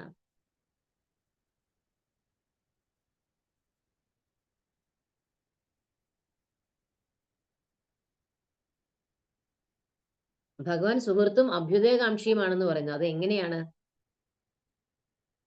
ഭഗവാൻ പരമാത്മാവായിട്ട് നമ്മുടെ കൂടെ ഇല്ലേ? നമ്മുടെ കൂടെ ഉണ്ടല്ലോ ഭഗവാൻ. നമ്മുടെ ഏറ്റവും വലിയ ഉള്ളിലുള്ളത് ഭഗവാൻ തന്നെയാണ്, ഭഗവാന്റെ ചൈതന്യമാണ്. അതെ അതെ അതെ. നമ്മളെ ഈ ബോഡി ചലിക്കുന്നത്, നമ്മുടെ ജീവൻ നിൽക്കുന്നതും ഒക്കെ ആരുടെ സഹായം കൊണ്ടാണ്? ഭഗവാന്റെ കാരുണ്യം കൊണ്ട്, ഭഗവാന്റെ സാന്നിധ്യം കൊണ്ടാണ്. നമ്മുടെ ഏറ്റവും വലിയ സുഹൃത്ത് ഭഗവാനാണ്. നമ്മൾ വിചാരിക്കും നമ്മുടെ സ്കൂളിൽ പഠിച്ച സുഹൃത്തുക്കളോ അല്ലെങ്കിൽ നമ്മുടെ അയൽപക്കത്തുള്ള ആൾക്കാരോ അല്ലെങ്കിൽ നമ്മുടെ കൂടെ തന്നെയുള്ള അച്ഛനോ അമ്മയോ നമ്മുടെ ബന്ധുമിത്രാദികളോ ഒക്കെയാണ് നമ്മുടെ സുഹൃത്ത് അല്ലെങ്കിൽ നമുക്ക് വേണ്ടപ്പെട്ടവരെന്നൊക്കെ വിചാരിക്കും. അത് ശരീരബോധത്തിൽ ആയതുകൊണ്ടാണ് അങ്ങനെ ചിന്തിക്കുന്നത്. പക്ഷെ ഏറ്റവും വലിയ സുഹൃത്ത് ഭഗവാനാണ്. അവർക്കൊക്കെ നമ്മളെ രക്ഷിക്കുന്നതിനൊക്കെ വളരെ പരിമിതികളുണ്ട്. പക്ഷെ ഭഗവാനെ നമ്മൾ ആശ്രയിച്ചു കഴിഞ്ഞാൽ ഭഗവാന് ഏത് ആപത്തിൽ നിന്ന് നമ്മളെ രക്ഷിക്കാനായിട്ട് സാധിക്കും. ഈ ഭൗതിക ലോകത്തു നിന്ന് തന്നെ നമ്മളെ രക്ഷിക്കാനുള്ള ജ്ഞാനം തന്നെ നമ്മളെ ഉയർത്താനായിട്ട് ഭഗവാനെ സാധിക്കുള്ളൂ. അതുകൊണ്ടാണ് നമ്മുടെ ഏറ്റവും വലിയ സുഹൃത്ത് ഭഗവാനാണ്. നമ്മുടെ അഭ്യുദയകാംക്ഷിയുമാണ്. നമ്മുടെ നല്ലതിന് വേണ്ടിയിട്ടാണ് ഭഗവാൻ നമ്മുടെ ഹൃദയത്തിൽ കൂടെയുള്ളത്. പക്ഷെ നമ്മൾ ഭഗവാനെ ശ്രദ്ധിക്കുന്നില്ല. നമ്മുടെ ഹൃദയത്തിൽ ഭഗവാൻ ഉണ്ടെന്ന് നമ്മൾ അറിയുന്നില്ല. നമ്മൾ അജ്ഞാനത്തിലാണ്. നമ്മുടെ ശ്രദ്ധ മുഴുവനും ഇന്ദ്രിയങ്ങളുമായിട്ട് ബന്ധപ്പെട്ട വിഷയങ്ങളിലാണ്. നമ്മൾ ഒരിക്കലും ഭഗവാനെ ശ്രദ്ധിക്കുന്നേ ഇല്ല.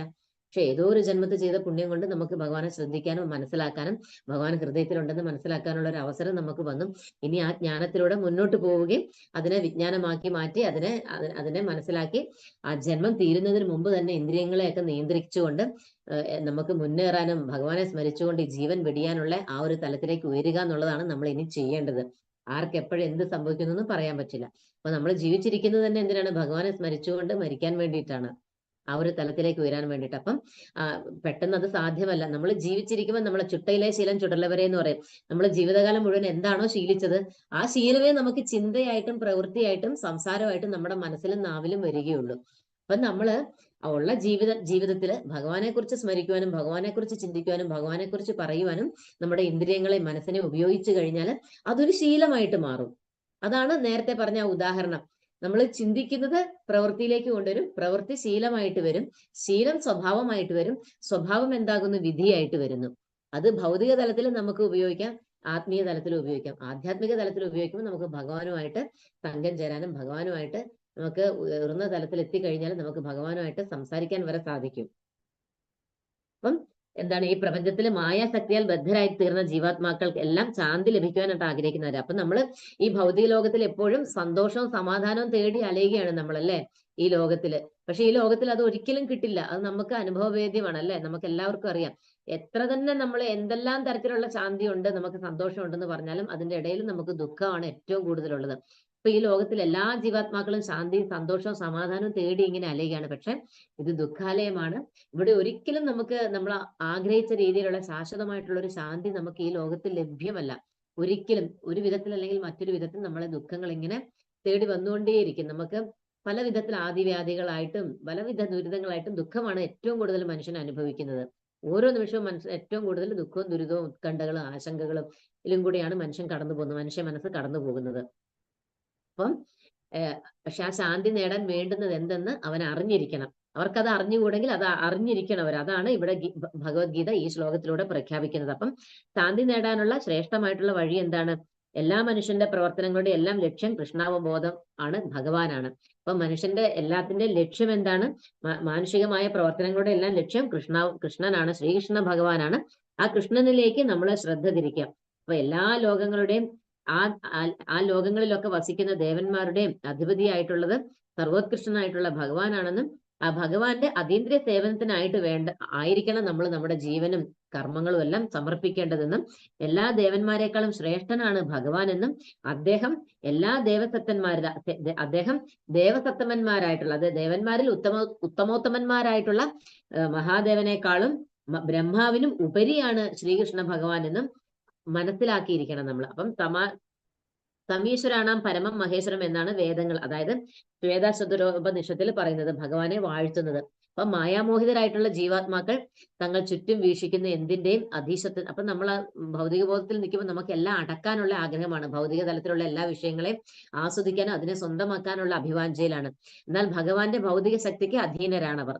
അപ്പം ആ ഭൗതിക ശക്തിയുടെ ഒക്കെ നാഥനായിട്ടുള്ള ഭഗവാനെ ആശ്രയിച്ചു തുടങ്ങി കഴിഞ്ഞാൽ പിന്നെ നമ്മൾ ഒരിക്കലും ഭൗതിക വിഷയങ്ങളെ സേവിക്കാനോ അല്ലെങ്കിൽ അതിനെ നേടിയെടുക്കാനോ നമ്മൾ ഒരിക്കലും ശ്രമിക്കില്ല. നമ്മൾ ഭഗവാനിലേക്ക് നമ്മുടെ ശ്രദ്ധ തിരിക്കുകയും ഭഗവാനെ സേവിക്കാനും തുടങ്ങുമ്പോൾ സ്വാഭാവികമായിട്ട് നമ്മുടെ ഇന്ദ്രിയങ്ങൾ ശാന്തമാവുകയും നമ്മുടെ ഇന്ദ്രിയങ്ങളെ നിയന്ത്രണ വിധേയമാക്കുവാനും നമുക്ക് സ്വാഭാവികമായിട്ട് നമ്മൾ ശാന്തി അനുഭവിക്കുവാനും തുടങ്ങും. അപ്പം എങ്ങനെയാണ് നമുക്ക് ശാന്തി നേടാൻ സാധിക്കുക? ഭഗവാനെ അറിയുന്നതിലൂടെ. ഭഗവാനാണ് സർവ്വതിന്റെയും അധിപതി എന്നും എല്ലാ ദേവന്മാരുടെയും എല്ലാ ജീവാത്മാക്കളുടെയും എല്ലാ യജ്ഞങ്ങളുടെയും തപസ്സുകളുടെയും ഭോക്താവും ഒക്കെ ഭഗവാനാണെന്ന് മനസ്സിലാക്കുകയും അതിനനുസരിച്ച് ആ ഭഗവാന് നമ്മുടെ ഇന്ദ്രിയങ്ങൾ കൊണ്ട് സേവനം അനുഷ്ഠിക്കുകയും എല്ലാറ്റിലും ഉപരിയാണ്, എല്ലാ ദേവന്മാരുടെയും അധിപതിയാണെന്നും മഹാദേവന്റെയും ബ്രഹ്മാവിനേക്കാളും ഉയർന്ന തലത്തിലാണ് കൃഷ്ണന്റെ സ്ഥാനമെന്നും ശ്രേഷ്ഠനാണ് ഭഗവാൻ എന്നും മനസ്സിലാക്കുന്നതിലൂടെ മാത്രമേ നമുക്ക് ആ ശാന്തി നേടുവാനായിട്ട് സാധിക്കുള്ളൂ എന്ന് പറയുന്നു. അപ്പം ഈ ശ്ലോകത്തിലൂടെ അതാണ് അർത്ഥമാക്കുന്നത്.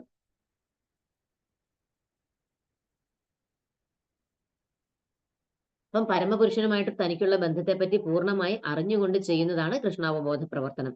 ഒരാൾ മുക്തനാകുന്നത് ഈ ഭൗതിക പ്രകൃതിയുടെ കെട്ടുപാടിൽ നിന്നും എത്ര കണ്ട് കൃഷ്ണാവബോധം പുരോഗമിക്കുന്നു എന്നതിന്റെ അടിസ്ഥാനത്തിലാണ്.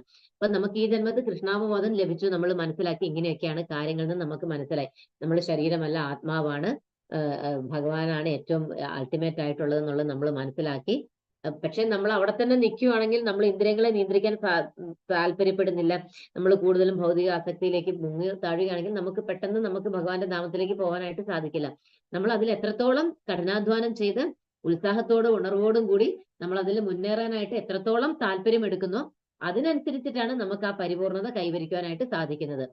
അപ്പം ഭക്തിപൂർവമായിട്ട് ഭഗവാനെ സേവിക്കുന്ന ഒരു മനുഷ്യന് മാത്രമേ ശാന്തി നൽകാനായിട്ട് സാധിക്കുള്ളൂ. അപ്പൊ ഭക്തിപൂർവമായിട്ടുള്ള സേവനത്തിന് മാത്രമേ ഒരു മനുഷ്യന്, അതായത് ഭക്തിയുത സേവനത്തിലൂടെ മാത്രമേ, ഭഗവാനോടുള്ള ഭക്തിയുത സേവനത്തിലൂടെ മാത്രമേ ഒരു മനുഷ്യന് പൂർണ്ണ ശാന്തി ലഭിക്കുകയുള്ളൂ. അതാണ് ജീവിതത്തിന്റെ പരിപൂർണത. കൃഷ്ണാവബോധത്തിലേക്ക് ഉയരുന്ന എന്നുള്ളതാണ് ഒരു മനുഷ്യന്റെ പരിപൂർണത. അപ്പം കൃഷ്ണ ഭഗവാനാണ് പരമാധികാരി എന്ന് മനസ്സിലാക്കുകയും ആ പരമപുരുഷന് വേണ്ടിയിട്ട് നമ്മുടെ കർമ്മങ്ങളൊക്കെ അനുഷ്ഠിക്കുക, ആ പരമപുരുഷന് ഫലങ്ങളെല്ലാം സമർപ്പിച്ചുകൊണ്ട് നമ്മുടെ ഇന്ദ്രിയങ്ങളെ അദ്ദേഹത്തിന്റെ സേവനത്തിന് വേണ്ടി മുഴുകിക്കുകയും ചെയ്യുന്നതിലൂടെ മാത്രമേ നമുക്ക് ശാന്തി ലഭിക്കുകയുള്ളൂ എന്നാണ് ഈ ശ്ലോകത്തിലൂടെ പറയുന്നത്. അപ്പൊ ഈ ശ്ലോകത്തിലെ ശാന്തി ശ്ലോകം എന്ന് പറയുന്നത് ഇമ്പോർട്ടന്റ് ആയിട്ടുള്ള ശ്ലോകമാണ്. അപ്പം ഈ അധ്യായം ഇതോട് കൂടി കഴിഞ്ഞു. ഹരേ കൃഷ്ണ കൃഷ്ണ കൃഷ്ണ ഹരേ ഹരേ, ഹരേ രാമ രാമ രാമ ഹരേ ഹരേ. അപ്പം ഈ ശ്ലോകത്തിന്റെ ചോദ്യോത്തരങ്ങൾ നിങ്ങൾ നോക്കി വെച്ചിട്ടുണ്ടോ? ഹരേ കൃഷ്ണ.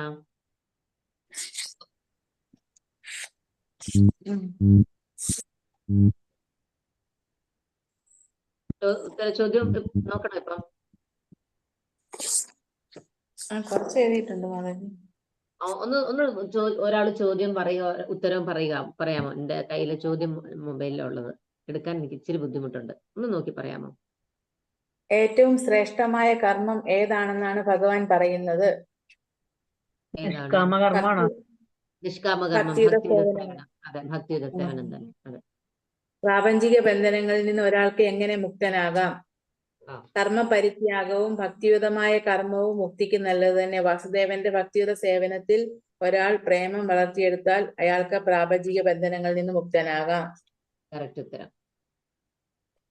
മായാവാദി സന്യാസികളും വൈഷ്ണവ സന്യാസികളും തമ്മിലുള്ള വ്യത്യാസം അത് ഒരുപാടൊന്നും. അത് കുറച്ചുണ്ട്. അപ്പൊ രണ്ട് വിധത്തിലുള്ള സന്യാസിമാരുണ്ട്. സാഖ്യ സിദ്ധാന്ത പഠനത്തിൽ ഏർപ്പെടുത്തിയിരിക്കുന്ന മായാവാദ സന്യാസികളും ഭാഗവത തത്വശാസ്ത്രം പഠിക്കുന്നതിൽ മുഴുകിയിരിക്കുന്ന വൈഷ്ണവ സന്യാസികളും. 3 പോയിന്റ് എന്ന് പറയുന്നത് എന്താണ്? അവരെപ്പോഴും സന്യാസം സ്വീകരിച്ചാലും അവര് ഭൗതിക വിഷയങ്ങളിൽ ഏർപ്പെടും. അവർ രാഷ്ട്രീയപരമായിട്ടുള്ള കാര്യങ്ങളിലോ അല്ലെങ്കിൽ അത്തരത്തിലുള്ള ഭൗതിക തലത്തിലുള്ള കാര്യങ്ങളിൽ അവർ ഏർപ്പെടും. അപ്പൊ അതൊരു പൂർണ്ണമായിട്ടുള്ള ഒരു ആത്മസാക്ഷാത്കാരത്തിന്റെ പാതയല്ലത്. അപ്പൊ ഇന്ദ്രിയങ്ങൾ നിയന്ത്രിച്ചുവെങ്കിലും അവർക്ക് ഒരിക്കലും ഭക്തി തലത്തിലേക്ക് അവർ ഉയരുന്നില്ല. അതൊരു പോയിന്റാണ്. അവർക്കൊന്ന് സന്തോഷം, അവർ പൂർണ്ണമായിട്ടുള്ള ആനന്ദത്തിലേക്ക് അവർ എത്തുന്നില്ല. പിന്നെ ഇന്ദ്രിയങ്ങൾ നിയന്ത്രിച്ചുവെങ്കിലും അവർക്ക് ഭക്തിയുടെ സേവനം ആസ്വദിക്കാൻ പൂർണ്ണമായിട്ട് കഴിയുന്നില്ല. അതായത് അവർ ഭക്തിയിലേക്ക് കടക്കുന്നില്ല, അല്ലെങ്കിൽ ഈശ്വരന്റെ ആ ഒരു വ്യക്തിത്വമാർന്ന ആ ഭാവത്തിലേക്ക് അവർ ആകൃഷ്ടരാകുന്നില്ല. ഈശ്വരനെ സേവിക്കുന്നതിൽ അവർക്ക് താല്പര്യം ജനിക്കുന്നുമില്ല. അതുകൊണ്ട് തന്നെ അവർക്ക് ഒരുപാട് ജന്മങ്ങൾ എടുത്തെങ്കിൽ മാത്രമേ ആ ഒരു തലത്തിലേക്ക് എത്താനായിട്ട് സാധിക്കുന്നുള്ളൂ. പിന്നെ ആത്മസാക്ഷാത്കാരത്തിന്റെ മാർഗത്തിൽ നിന്ന് അവർ ഭ്രഷ്ടരായിട്ട് ലോകത്തിന് ഉപകാരാർത്ഥമുള്ള ഭൗതിക കൃത്യങ്ങളിൽ ഏർപ്പെടുന്നു. ഭൗതികവാദികളായിട്ടുള്ള സന്യാസിമാര്, മായാവാദ സന്യാസിമാര്. യഥാർത്ഥ സന്യാസിമാര് ഭൗതിക വിഷയങ്ങളിലൊന്നും ഏർപ്പെടില്ല.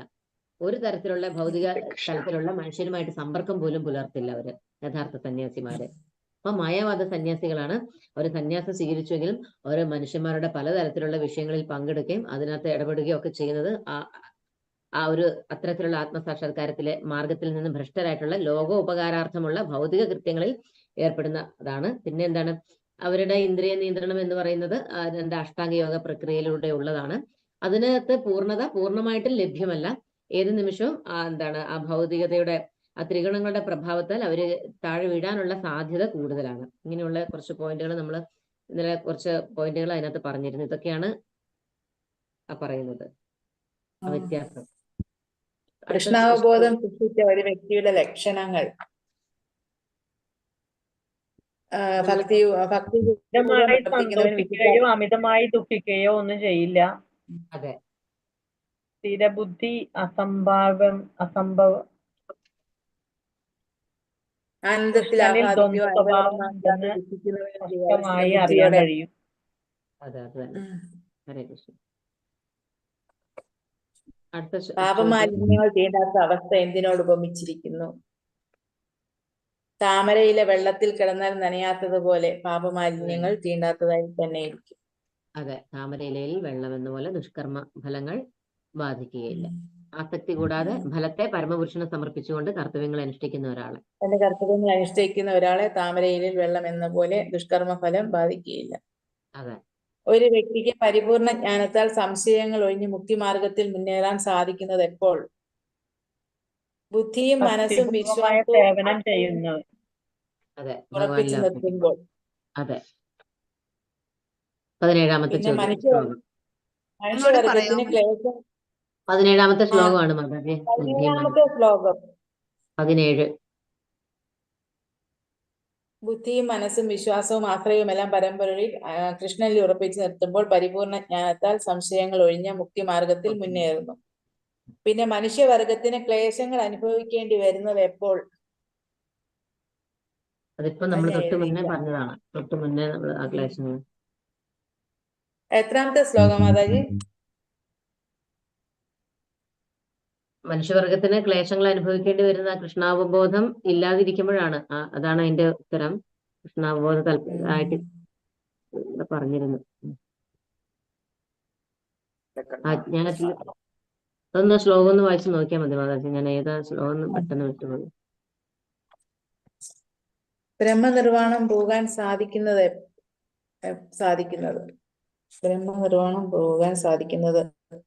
ശ്ലോകം 25 അല്ലേ മാതാജി? ജ്ഞാനോദ്ദേശങ്ങളൊഴിഞ്ഞ ജീവനും ദോഷരഹിതനും ബ്രഹ്മനിർവാണം പോകാൻ സാധിക്കും. തികഞ്ഞ കൃഷ്ണാവബോധമുള്ളവന്. എപ്പോഴും സകല ജീവജാലങ്ങളുടെ ക്ഷേമ ഐശ്വര്യ പ്രവർത്തനങ്ങളിൽ തിരക്കിട്ട് പ്രവർത്തിച്ചുകൊണ്ടിരിക്കുന്നവരും സർവ്വ പാപങ്ങളിൽ നിന്നും മോചനം നേടിയവരുമായിട്ടുള്ളവർ ബ്രഹ്മനിർവാണം പോകും. അതെ, ഹരേ കൃഷ്ണ. പിന്നെ ഭഗവത്ഗീതയിലെ ശാന്തി ശ്ലോകത്തിൽ എങ്ങനെ ശാന്തി നേടാമെന്നാണ് പറയുന്നത്. അതെ.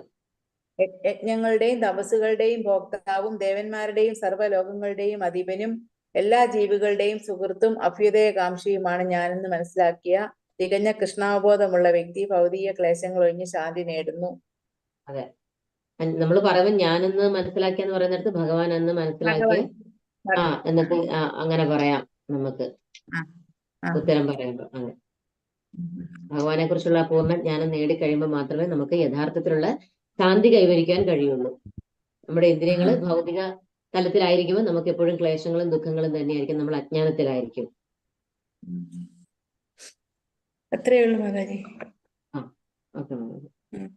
അപ്പം നാളെ നമുക്ക് അടുത്ത അധ്യായം എടുക്കാം. എല്ലാവർക്കും ഹരേ കൃഷ്ണ. വാഞ്ചാ കൽപ്പതരുഭ്യശ്ച കൃപാസിന്ധുഭ്യോ പതിതാനാം പാവനേഭ്യോ വൈഷ്ണവേഭ്യോ അനന്ത കോടി വൈഷ്ണവ ഭക്തവൃന്ദ കി ജയ്. ശ്രീല പ്രഭാത് കി ജയ്. ഗുരു മഹാരാജ് കി ജയ്. ഹരേ കൃഷ്ണ. എല്ലാവർക്കും പ്രണാമം. ഹരേ കൃഷ്ണ. ഹരേ കൃഷ്ണ. ഹരേ കൃഷ്ണ.